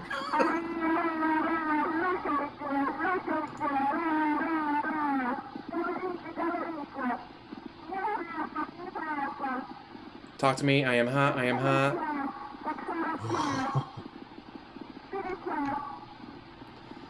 According to Giovanni Giudicia Cordelia, the Soviet Union attempted to send the first woman into space on May 16th, 1961. Oh, Shows out to Twitter so you can have it too. I'll add the description box. Jesus.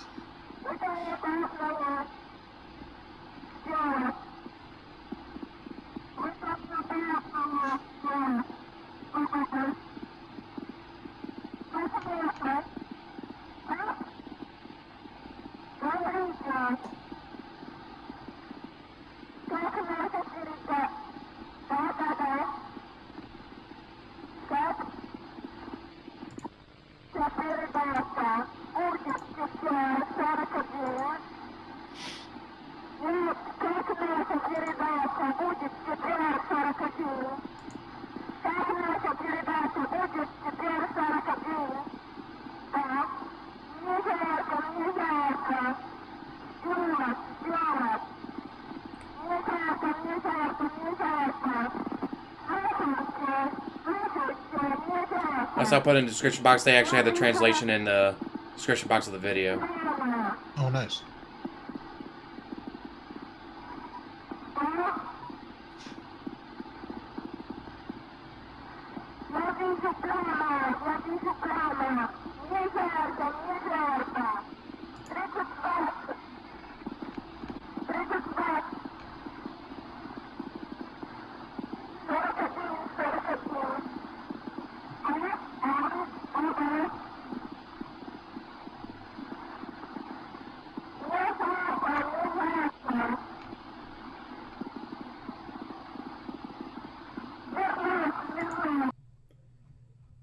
God, that's creepy. Yep. And the reason she's calm is because you can't actually see like on the outside of the capsule. She's inside of it, so she doesn't know that she's burning up in the atmosphere. She's trying to re-enter. She can't see the fire from the space capsule. That's why she's feeling hot though. Is that whatever shielding, like what took out Columbia, the shielding failed. Well, apparently the shielding failed in the re-entry ship. That's why she was feeling hot, and then eventually it just exploded or burned up in the atmosphere.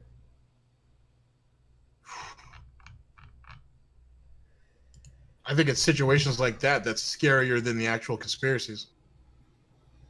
And people ask, well, why didn't Russia try? Because Russia be like, yeah, you got there first, but we got there second, but we stayed longer.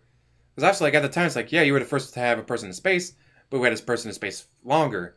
You had a woman in space, but we had a woman in space longer. You went around the planet 18 times. We had a guy go around the planet 22 times. So why didn't they try well, we got to the moon second, but we stayed there longer. We actually set up the guy up for like 18 hours. It's like, well, why didn't they ever try to go there? Did we? Yep. Was that something that we shared with them? Like, hey, don't go to the moon. It's haunted.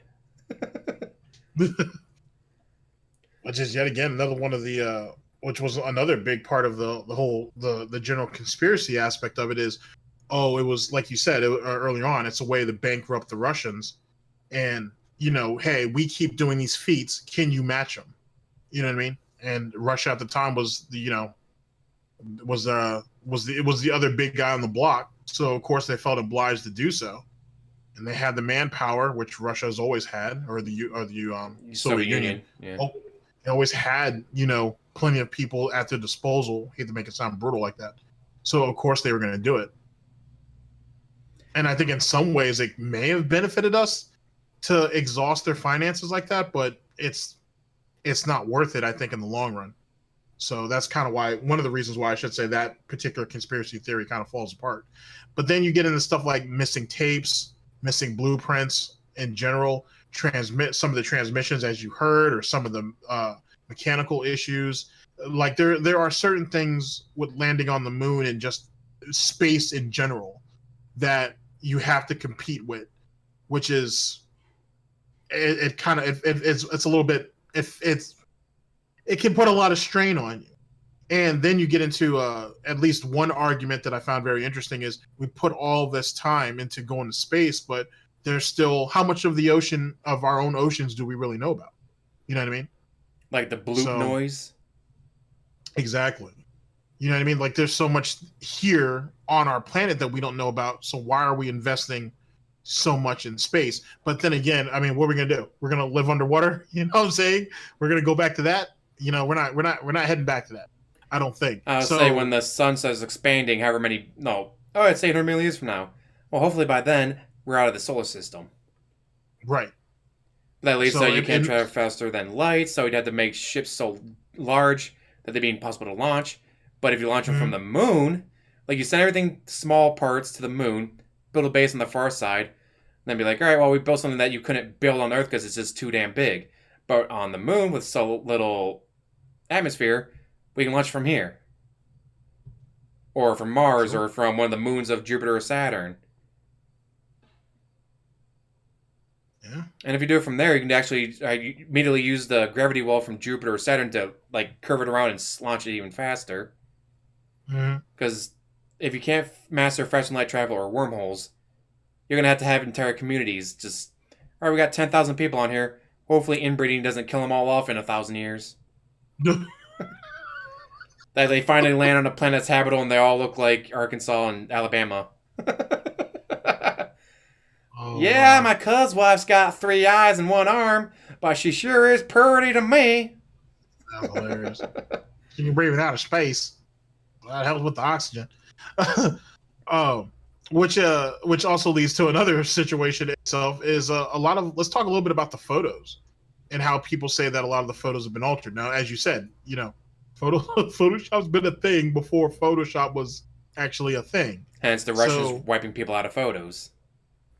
so is it really fair, you know what I'm saying, to use that as an argument where, oh, it has to be all fake because look at what they did with a lot of the photos, given that, you know, you got to understand, like, the quality of photos back then were not so great either, and we've come a long way where now you can take a photo now from like the 20s and completely restore it, like, easy. Like, I mean, shit, uh there's software you can do that at home now. People restore family photos all the time.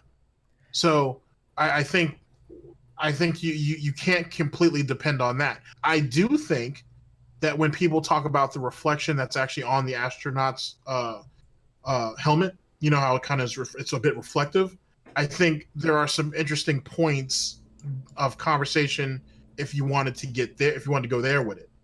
You know what I mean? There's some interesting points that are brought up about, hey, certain things aren't where they should be, even though it's just a reflection. I think that's an interesting point of conversation, but yet again, I don't know if that's enough. You know what I mean? Or certainly not enough for me.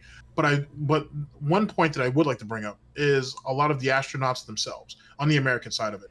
Buzz Aldrin has And straight up punched people before for saying he didn't land on the moon. exactly. But not just that, but some of the stuff that they said they saw and or heard while they were out there, as you said earlier about the sighting of Santa Claus out there. I think almost every astronaut who's ever come back has said, and this is on the Russian side as well as the American side, said at least they saw or heard something. Now, granted, it's fair to say that you're in the vacuums of space. It's completely dark out there for the most part, and you're good. The mind's gonna shift a little bit, And play tricks on but you. yeah, it's gonna play some tricks on you. But who's to say what you saw and what you didn't? Here, give me just a second. I'll let you carry the conversation. Alright, well, while he's gone. Also, there's a theory that the moon is hollow. They recorded rocks, meteors, asteroids, whatever hitting it, and the moon kind of ringing in a way, as if it were hollow. So it could be on the dark side of the moon. There's an entry to get inside the moon. And of course, some people say, oh, the moon's not actually a rock, it's actually a spaceship. It's how aliens keep track of us. And that's why we didn't go back, because we landed there. And then I was like, hey, get off our ship. Okay, we're just going to go back then and not go send anyone here again. But then again, we also had what? 5 missions that landed? We sent more than 5, but only that many landed because, like, we all know what happened to Apollo 13 because of Tom Hanks. So yeah, like we had certain people land there for a while, and then all of a sudden, for 3 years, like 5 missions landed, and then they come back. So if it was aliens saying, "Hey, get off our rock," why didn't they tell Neil Armstrong and Buzz Aldrin, "Hey, get off our rock"? Why did they wait for 1972 for 3 years? We're sending people up there and landing on there to say, "Hey, stop coming here. We don't want you here." And of course, obviously, costs, not just money wise, but also lives. Going out there, you're going to get hit with a fuck ton of radiation. Now, yes, they kind of led the ships and they led the suits to keep that from being too big of a deal, but you get the astronauts that go out there for, I think the one guy was up there for like 200 days and came back and he could barely walk because his muscles just weren't used to holding up weight. So you've got to think about the health of the astronaut, the lives of the astronauts, the cost to do it. But for me, though, it's mostly because been there, done that. Although, look at Mount Everest. We've been there, done that, but people are literally dying, waiting in line. Like, there's like people that get up, take a selfie, then they walk down, then someone's right behind them. Take a selfie, walk down. But then again, that's on Earth. It's right there, as opposed to the moon. God, just all the people that we sent up there, and like GTG said, that they've all said they've seen or heard stuff. But how people say, oh, it was Photoshop. Alright, we know that kind of existed back then, obviously wiping out the Russians. But if you're spending all this money to fake the moon landing, why would you screw it up that badly? Why would you be like, oh, we need to Photoshop this, but then Photoshop it poorly, or so forget stuff like, oh yeah, the M here or that. Like, why would they do that bad a job? Also, if it was all being faked, why would they keep going back? Why didn't they just go, yay, we made it, but it's so dangerous, we're not going to risk it again? Like, if it is that dangerous to do, that you decide, alright, we're not going to do it again, why would you keep going back? It's just... It's gotta... It doesn't make a whole lot of sense. Yeah, it doesn't make a whole lot of sense that if they were faking it, why would they keep going back? Because each time you go back, you have a chance of screwing something up and being caught. And not just by the American people, but by Russia itself. Because again, that's my main stickler point of we went there is because if we didn't, Russia would have bent us over a barrel and shown us all 50 states about it. And then they would have gone. And all eyes were on us, so... Because it wasn't just Russia, like United Kingdom, France, Germany. There's a lot of countries out there watching, waiting. Mm-hmm. So yeah, like how do you hide that, especially from America's enemies, like Russia or China? There's no way they're going to let us fake that and be like, yeah, they faked it, we don't care.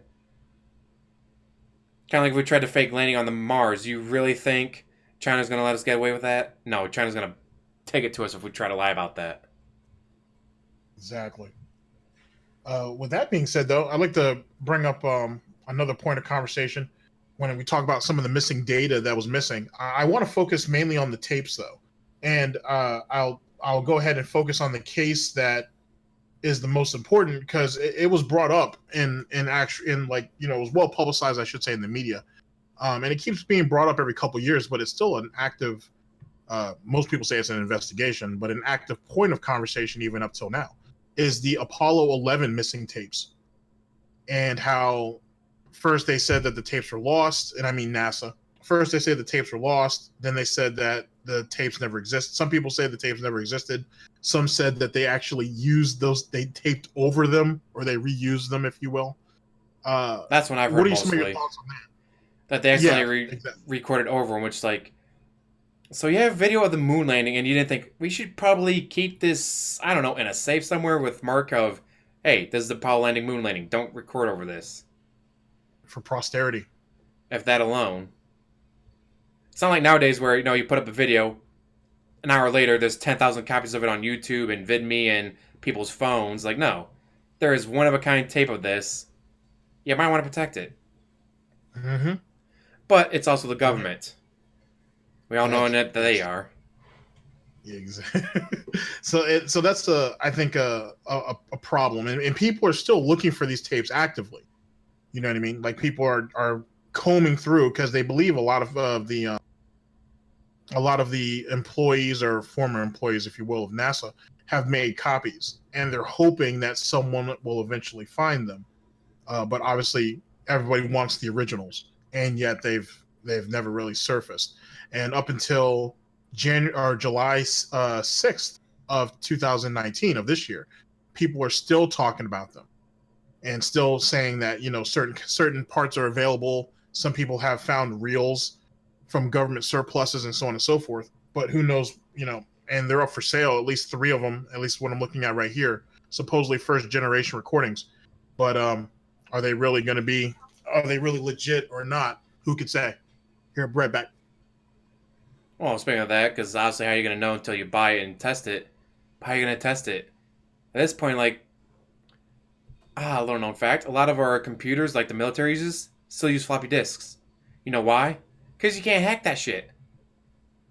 Like all the amount of technology we have today that can be hacked, you can't hack the older stuff because no, you're right. I'm 19-year-old spy from China, North Korea, Russia, whatever.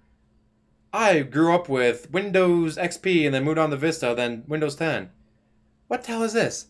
This isn't even Windows. I don't know how to I can't take the information off of this. I don't have a floppy disk. I can't read any of this information anyways because it's nothing I've ever seen before. So at what point is, all right, well, we got the reels. Why are we going to play those? Shit. But with the color, well, not just color correcting, but like restoring old photos, you can find a lot of Civil War books now that have like color photos. So how do they have color? They didn't have color back then. They did have color. They just couldn't make the copy or whatever that you would get in color. It would always come out as black and white. But usually the original negative was in color.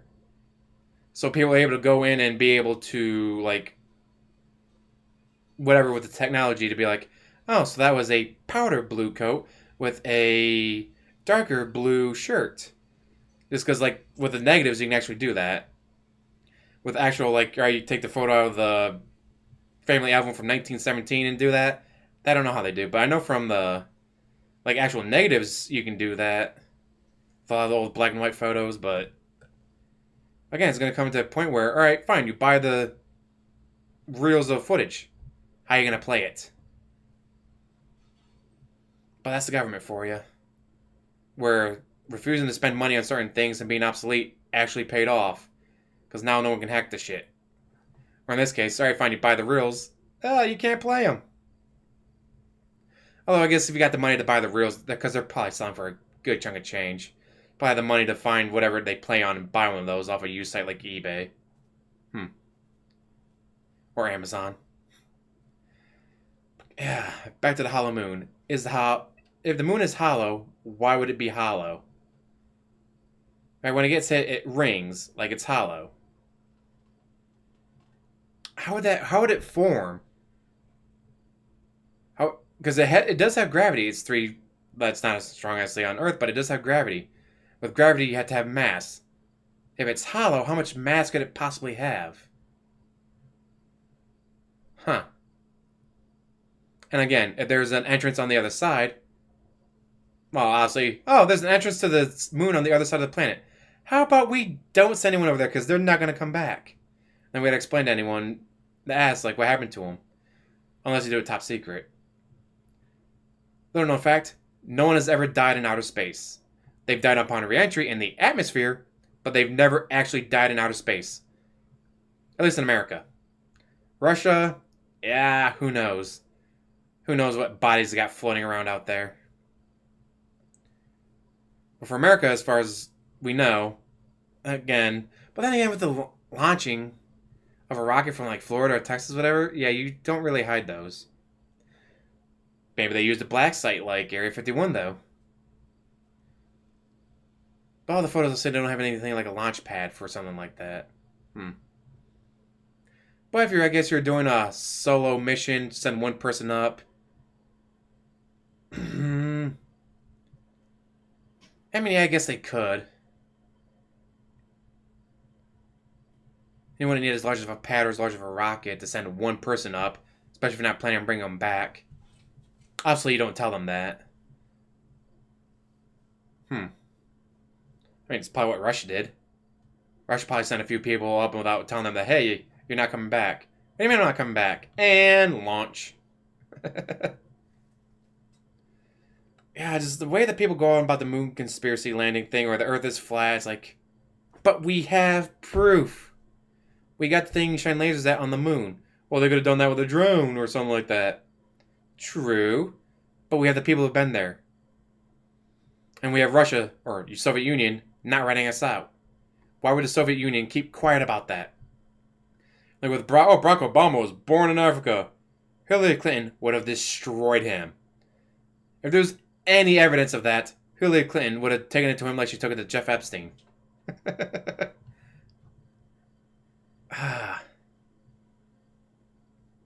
Like, if I could raise the money, I would definitely want to go to outer space.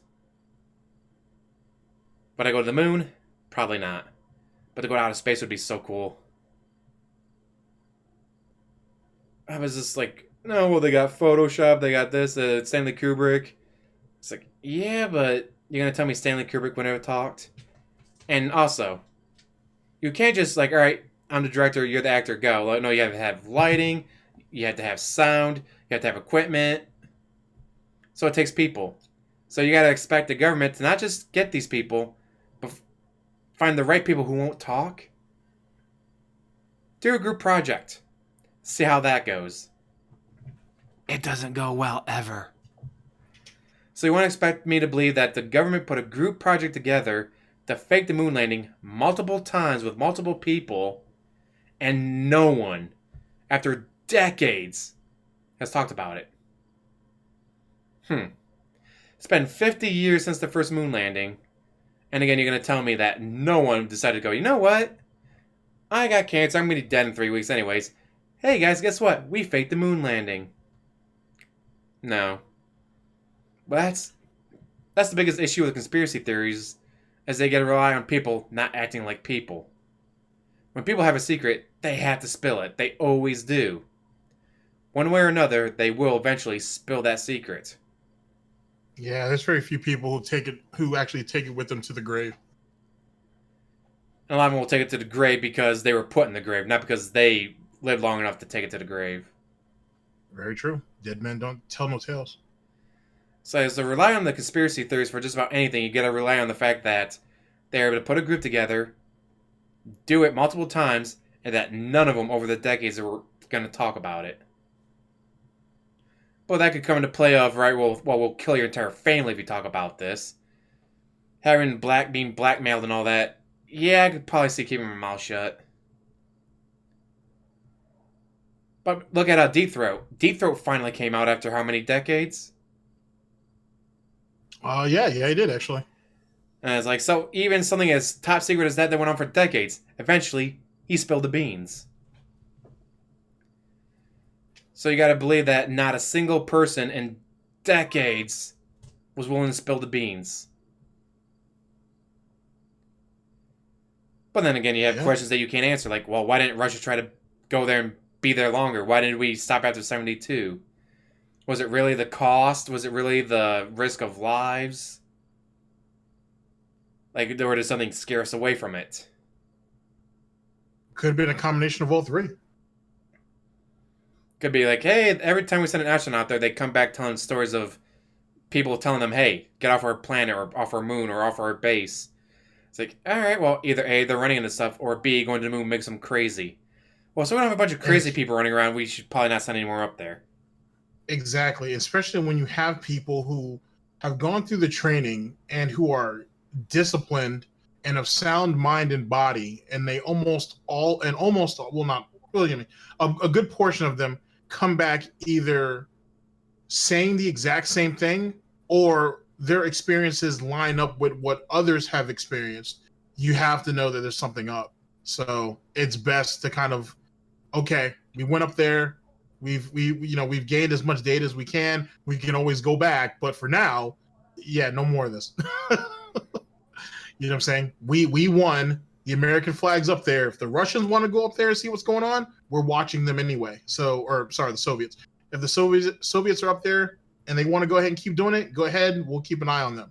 Until then, let's build a space station, which is what we eventually did. And it's just no. How many times do you need to hear I saw Santa Claus, aka aliens, before it's either A, all right, sending them up there makes them go insane, or B, they're seeing shit. Exactly. And either which way is not a good thing. And it's not like these are low level, like, oh, we grabbed a janitor, threw him on a rocket. It's like, no, these are Air Force people. These are people who've been around jets and planes and all that. They know what they are.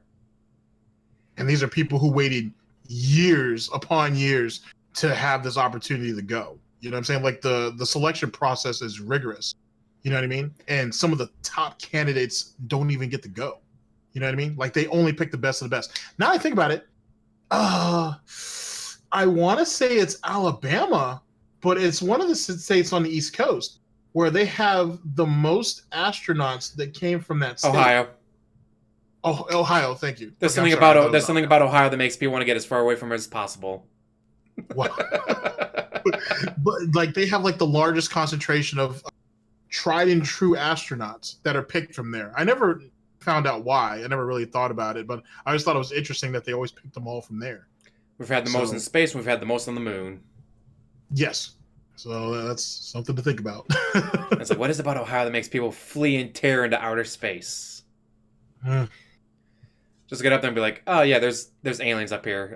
Next time I want to send a shotgun with us. Which actually does work. Mythbusters tested that if a gun would work in a vacuum. Not only does it work, but it explodes because there's no resistance. So all the gas and air just explodes everywhere. Now, what's the new movie with Brad Pitt that's supposed to be Ad Astra? Yeah, where it looked like I don't know if they were on the surface of the moon, but he was on. They were in some type of there is some type of moon vehicle or space vehicle, and they're fired off weapons, and I was like, oh, that looks interesting. Yeah, well, at least entertaining. They do. You can fire it once, but then it explodes. Then it explodes, yeah.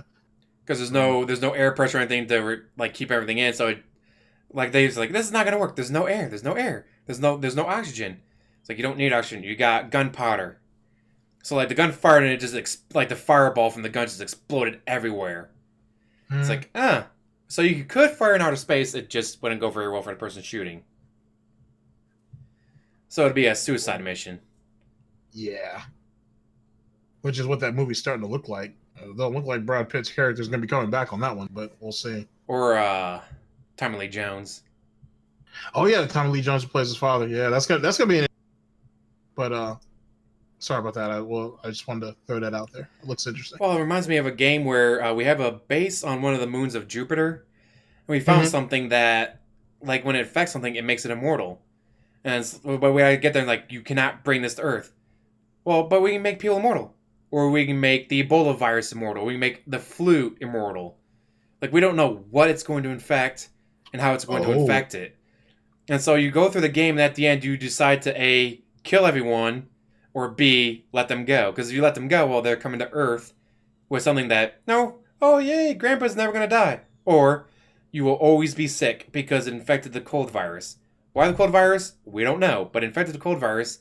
And now the cold virus is immortal. It cannot be defeated by your body or anything else. Yeah, F that.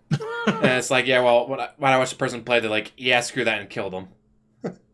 Yeah, that might have been, as brutal as that may sound, that might have been the best way to go about it. It's like I said, you don't know. Just imagine. Go ahead. Oh, no, I'm sorry. Go ahead. Because again, it could be mundane like a person, or it could be rat. Like, oh, this rat breeds and infects other rats. Now, oh yeah, rats can no longer be killed. Oh, but I broke his neck. It doesn't matter. This thing makes them immortal. It will heal. Whatever this thing is heals them. So, unless you burn them to a crisp, but even then, well, the rats breed and spread. fuck it, burn the planet, live underwater. Wow. Yeah, I was scorch and burn at that point. Better safe than sorry. It was like one of those puzzle games where you got kind of like Portal, where you just there's no action, it's just solve all the puzzles. Then at the end, you have to make a choice. Right. It's like, do you feel for the characters that you've been following this whole time and spare them, or do you go, huh? They could literally destroy the planet with an immortal cold virus. We better take them out. Yeah, better safe than sorry. Oh. Is there any other points that you'd like to hit on, my friend? How come we never brought anything back from the moon? Like, how come we brought in rocks and dust, but Right. we found life forms in like frozen in Antarctica. You're gonna tell me there's not a single virus or bacteria or whatever that could have lived on the moon or on Mars? Yet again, from an ethical standpoint, do you think it's a good idea? Well, I mean, maybe you don't bring it back on purpose, but how come none of the moon rocks or dust have had like bacteria in it? Right. You mean being exposed to it? Yeah. That's a very good question. Yeah, that's a very good question. Well, fuck, they just found that picture of the guy from Antarctica. Like, he picked up something like, oh, yeah, we found this sea sponge that went extinct, no, 22 million years ago, frozen in the ice. That's like, yeah, have you never seen the movie, what was it? Not Them. John Carpenter, damn it. Oh, you talking about the thing? The Thing, yeah. Like, have you never seen The Yeah, I've Thing? seen that. Why are you bringing up life forms that are frozen in the ice? Don't. I love that movie. I still think that now that you brought that up, I'll try to be brief about it. I think because what it was our boy, it's Kurt Russell and it's the other dude at the end, right? Yeah. I think the other dude's infected, and I think Kurt Russell knows it, and he's like, all right, neither one of us are walking out of here, so we'll just wait it out. But I think the other guy's infected. I've always thought that. Well, Sorry, I don't mean to spoil. Well, you got anybody if you that. haven't- Well, the movie came out, what, in the 80s? Well, yeah, but you'd be surprised. Most people haven't seen it. It's True. a great movie too. Or they It's a got great the movie. end scene where the guy's chasing after the dog, saying the dog's infected, and then Yeah. the remake of it, they never advertised that as a prequel. They just said, "All right, Nope. The Thing." Then you watch it, like, wait a minute, that's because that's how it starts with the guy chasing after the dog. But then the remake's like, wait a minute, that's how the one from the '80s started. Holy shit, this is a prequel the whole time? Are you kidding me? Nope. Like, that So was crazy. like, how did you not advertise as the prequel? They just advertised it as The Thing. It's like, all right, so they remade it, all right, whatever. But then you get to the end, it's like, that's the beginning of the first movie. Oh my, boom, mind blown. And the comic book is really good too. If you ever get a chance to get into it. Didn't even know it was a Comic books are comic. good. That sounds pretty cool, though. Yeah, there's actually on YouTube someone's already put a compilation of all of it together, so it ties in. Nice. So you can see basically the aftermath of it. It's a good read if you ever get a chance. Or did you ever see the movie Life with Ryan Reynolds and a couple others? If I had, I probably only watched it once. Where they had something sent to Mars, it collected rocks, and it's actually sending something back. And they're gonna collect it in outer space because we don't know what's gonna be coming from Mars, what bacteria or virus might be on Mars.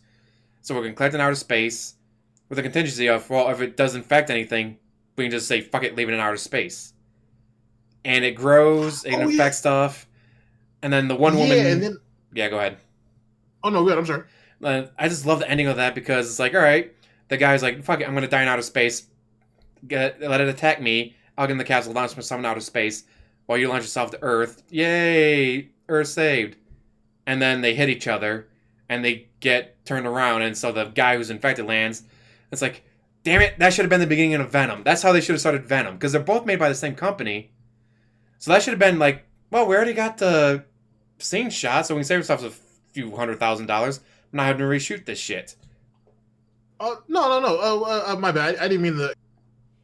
When you were talking about the lady first, and you were gonna kind of draw the situation out. I was hoping you were going to start there. Oh, eh. Right after they collected it and they realized that something was wrong. She was the first one to get infected, right? Or was she the one who realized what they were? She was the first one that realized what they were up against. Yeah, and then everything went to like hell after that. And I was like, oh, Because it wouldn't, because they couldn't like get rid of it, right? Like they would try to get it off the ship, or they would try to try to detach parts of the ship, and they just couldn't get rid of it. because they would jump from one thing to the other, like on the outside. It's like, it's surviving outer space. How's this thing immortal? Yeah. And then it's like, oh, Yeah. they sent a rocket. They're going to save us. Like, no, it's pushing us out of space. They realize something's wrong. And they can't let Mm-hmm. whatever's wrong get to Earth. So they're going to launch us out of space. Which, Yeah, I'm gonna actually, use I the think that's how they should do it. They should, if they ever collect anything from Mars, do it like how they did with no, they have a drone that collects stuff, launches in outer space. We collect in outer space just in case. Like, oh, true. suddenly suddenly every astronaut on the spaceship got sick. Yeah, we're not letting you come to Earth because you're gonna kill everyone. Because obviously Yeah, we don't that's have any probably antibodies against it. yeah, that's probably the best way to do it. It's gonna be a suicide mission either which way. Yeah, Like, it's gonna be a I suicide. would not want to be the first. It's like as much as I'd love to be the first person to step on Mars. I don't know if I want to be taking that risk. Nah, I'm not. Everybody wants to be the first. Everybody wants to be the first at something until they're actually the first of something. And then nah, Then all of a sudden it's like, I'll yeah, you pass. got this space virus in you. You're dead. You're not allowed back on Earth. Or that space virus makes you immortal, and you can't, and you'll spread it to everybody else, and you can't control it. Yeah, no one And then wants they that launch either. you into outer space, but you're immortal, so you don't die. So you just get deeper and deeper into space. Well, there you go. Now you'd be the record for the farthest any man's ever been in space. First person to fly Actually, past the asteroid belt. actually, imagine that. Imagine you being okay. Let's say like because if you're obviously in a spacesuit, it's not going to last long because you're going to eventually run out of oxygen. Yeah, but you're immortal. Yeah. So just imagine you keep like, well, you can't die because you're immortal. But just imagine you going through the pain of trying to breathe, but you can't breathe, but you can't die either, and you're just kind of floating around through space like that. Holy shit! No, fuck all that. That It's sucks. like, please launch me into the sun. Don't launch me into the asteroid belt. Launch me into the sun. I was the first person on Mars. I want to be the first person on the sun. Damn it. Yeah, that would suck. That'd be Because you'd horrible. have to hope that the sun would be hot enough to burn whatever the thing that's infecting you with. Exactly. And if not, you're just constantly cooking. Holy shit. Oh boy. All right. Wow. Well, that got dark real Uh, quick. yeah, I did. I apologize. Yeah. What's next? Well, I have nothing else left to cover. Oh, okay. So whatever you want to do. Yeah. Oh, yeah. Nah, I think that's pretty much my last talking point. But that's pretty much the kind of in a rough sort of way. That's kind of the situation when it comes to it. Just a second, guys. Someone's a busy pup. Ah, it's probably Snortbucks launching the new line of drinks. Gotta make sure everything's going right.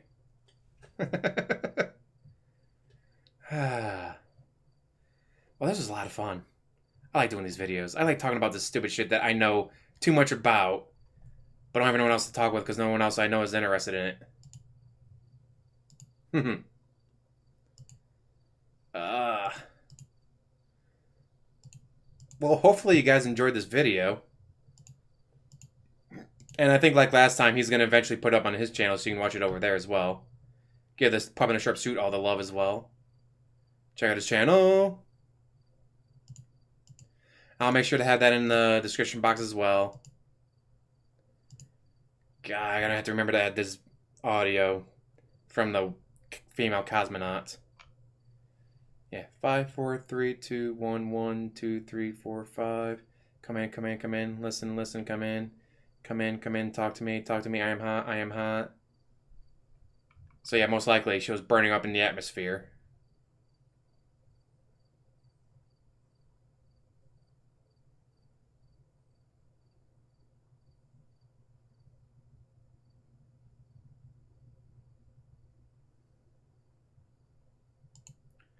God damn. Going through the comments and all that, people talking about like, yeah, no, native speaker here. This is their like, she's from the southern countryside. Like they can tell like where her accent came from.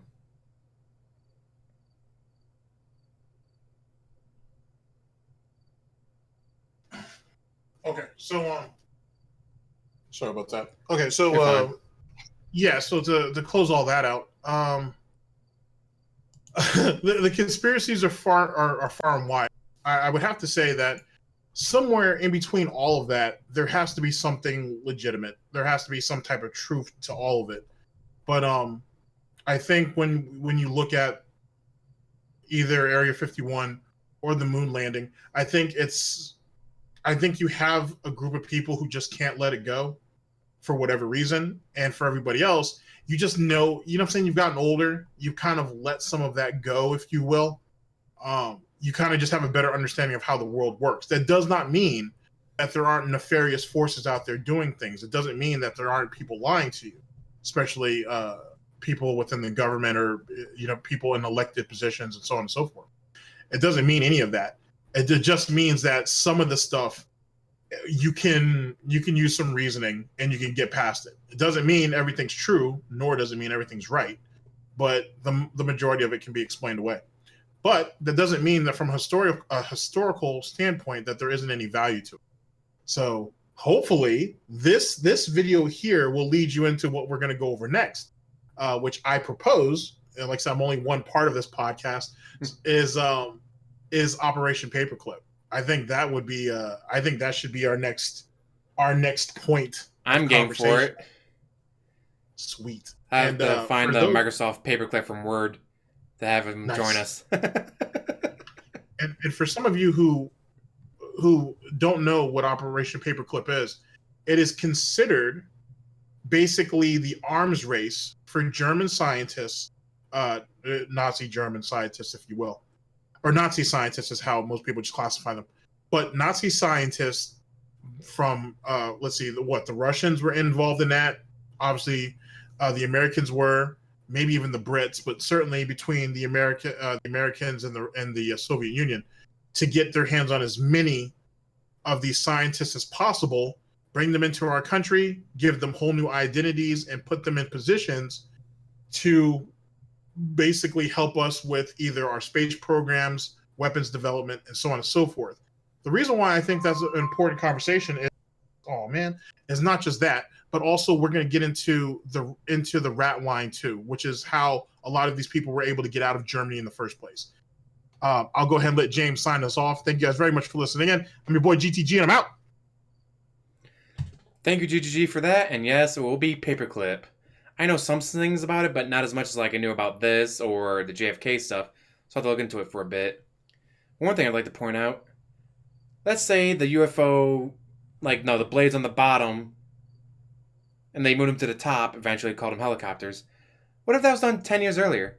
What if on D-Day, instead of having to use a bunch of ships, we had also helicopter support? Just saying, you had the helicopters flying over, playing Ride of the Valkyries. Then they launch their rockets, got people on the sides with the big machine guns, just mowing down the Nazis. That'd be one hell of a scene. That'd be one of those anachronism movies you'd get to watch, like A Knight's Tale, where they have the people in the crowd doing "We Will Rock You" and all that. That'd be funny. That'd be cool to see. Just what if America had helicopters in the 30s? So during D-Day, they just flew a bunch of helicopters over as well. Launched a shit ton of rockets, guys with machine guns just laying down cover fire. It's like, we don't need to store on the beach. We can just walk into the beach. So that way people aren't being mowed down as they're getting on the beach. People aren't drowning because, we ran the ship aground and now everyone's going to drown. But they're able to take their time with it. That'd be pretty cool. I love what-if stories. And sorry guys, and how when you look at how some of the territory was carved up, it'd have been if the Americans, for example, had access to some of that equipment, it'd be carved up a little bit differently too, because who's going to say anything about anything? We have, when we have the upper hand, obviously. You know what I mean? Instead of Soviet Union conquering Berlin, it would have been us conquering Berlin. Like, oh yeah, we got there 2 days before the Russians did. This is now our city. So there's no East Berlin, West Berlin. There's no wall. Because it's our city. Fuck you. And Stalin would have been pissed if that happened. He'd have been pissed if that happened. So would he have attacked the Allies? Yep. But what's he going to say, though? Sorry, we took a couple days too late to get here? Yeah, but then he shows up, it's like, oh shit, they already did it. Well, fuck, I want Berlin. Yep. So does he attack the Allies now? He's got United Kingdom, he's got France, he got us. It's like, yeah, you're kind of boned. And they still had to deal with the Japanese, because the Japanese were still going after him. Mm-hmm. And what that also does, too, from a historical standpoint, I promise, guys, my last point, is that when you think about who actually finds Hitler's body first, or the remainders of it, you know what I'm saying? Or what's left of it. The story of what happened to Adolf Hitler in the end has been changed multiple times. They said that it's been changed multiple times. Now, does the story stay the way the Soviets told us? Does the Americans put its own spin on it? Do we actually get the truth? Do we actually find out what really happened to Hitler in the end? I don't doubt that Hitler and Eva Braun shot themselves in the bunker. I have no doubt about that at all. The question is, where's the bodies? I was like, oh, the Soviet Union got there, and they found the bodies. Like, all right, well, Mussolini was hung from the ropes. Why Mm-hmm. did you not present the body if you found the body? Well, they did find the double. They found the body double outside That was probably of as an attempt at like, oh yeah, don't look inside. Here's his body.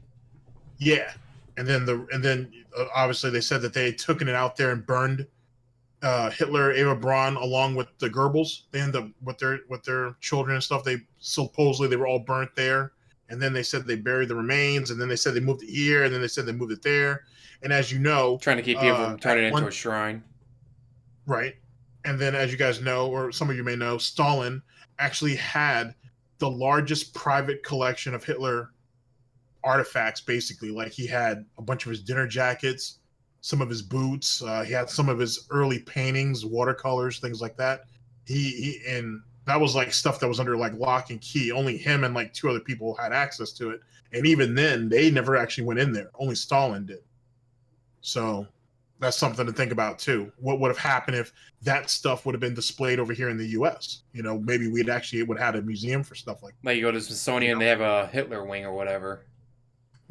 Which sadly it probably would have been turned into a shrine, if you will. Yeah. That's hence the reason why they changed they changed where Hitler's mother is buried. I don't know if they moved her body or they just made it harder to find. I can't remember what the case was, but they did it because it was starting to turn into a shrine and people were making these almost holy privilege Pilgrims. pilgrimages out.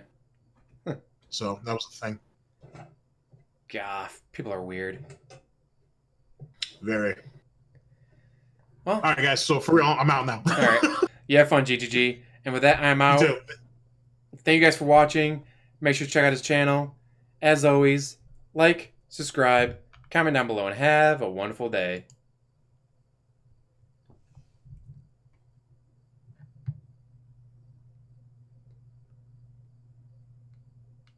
Sweet.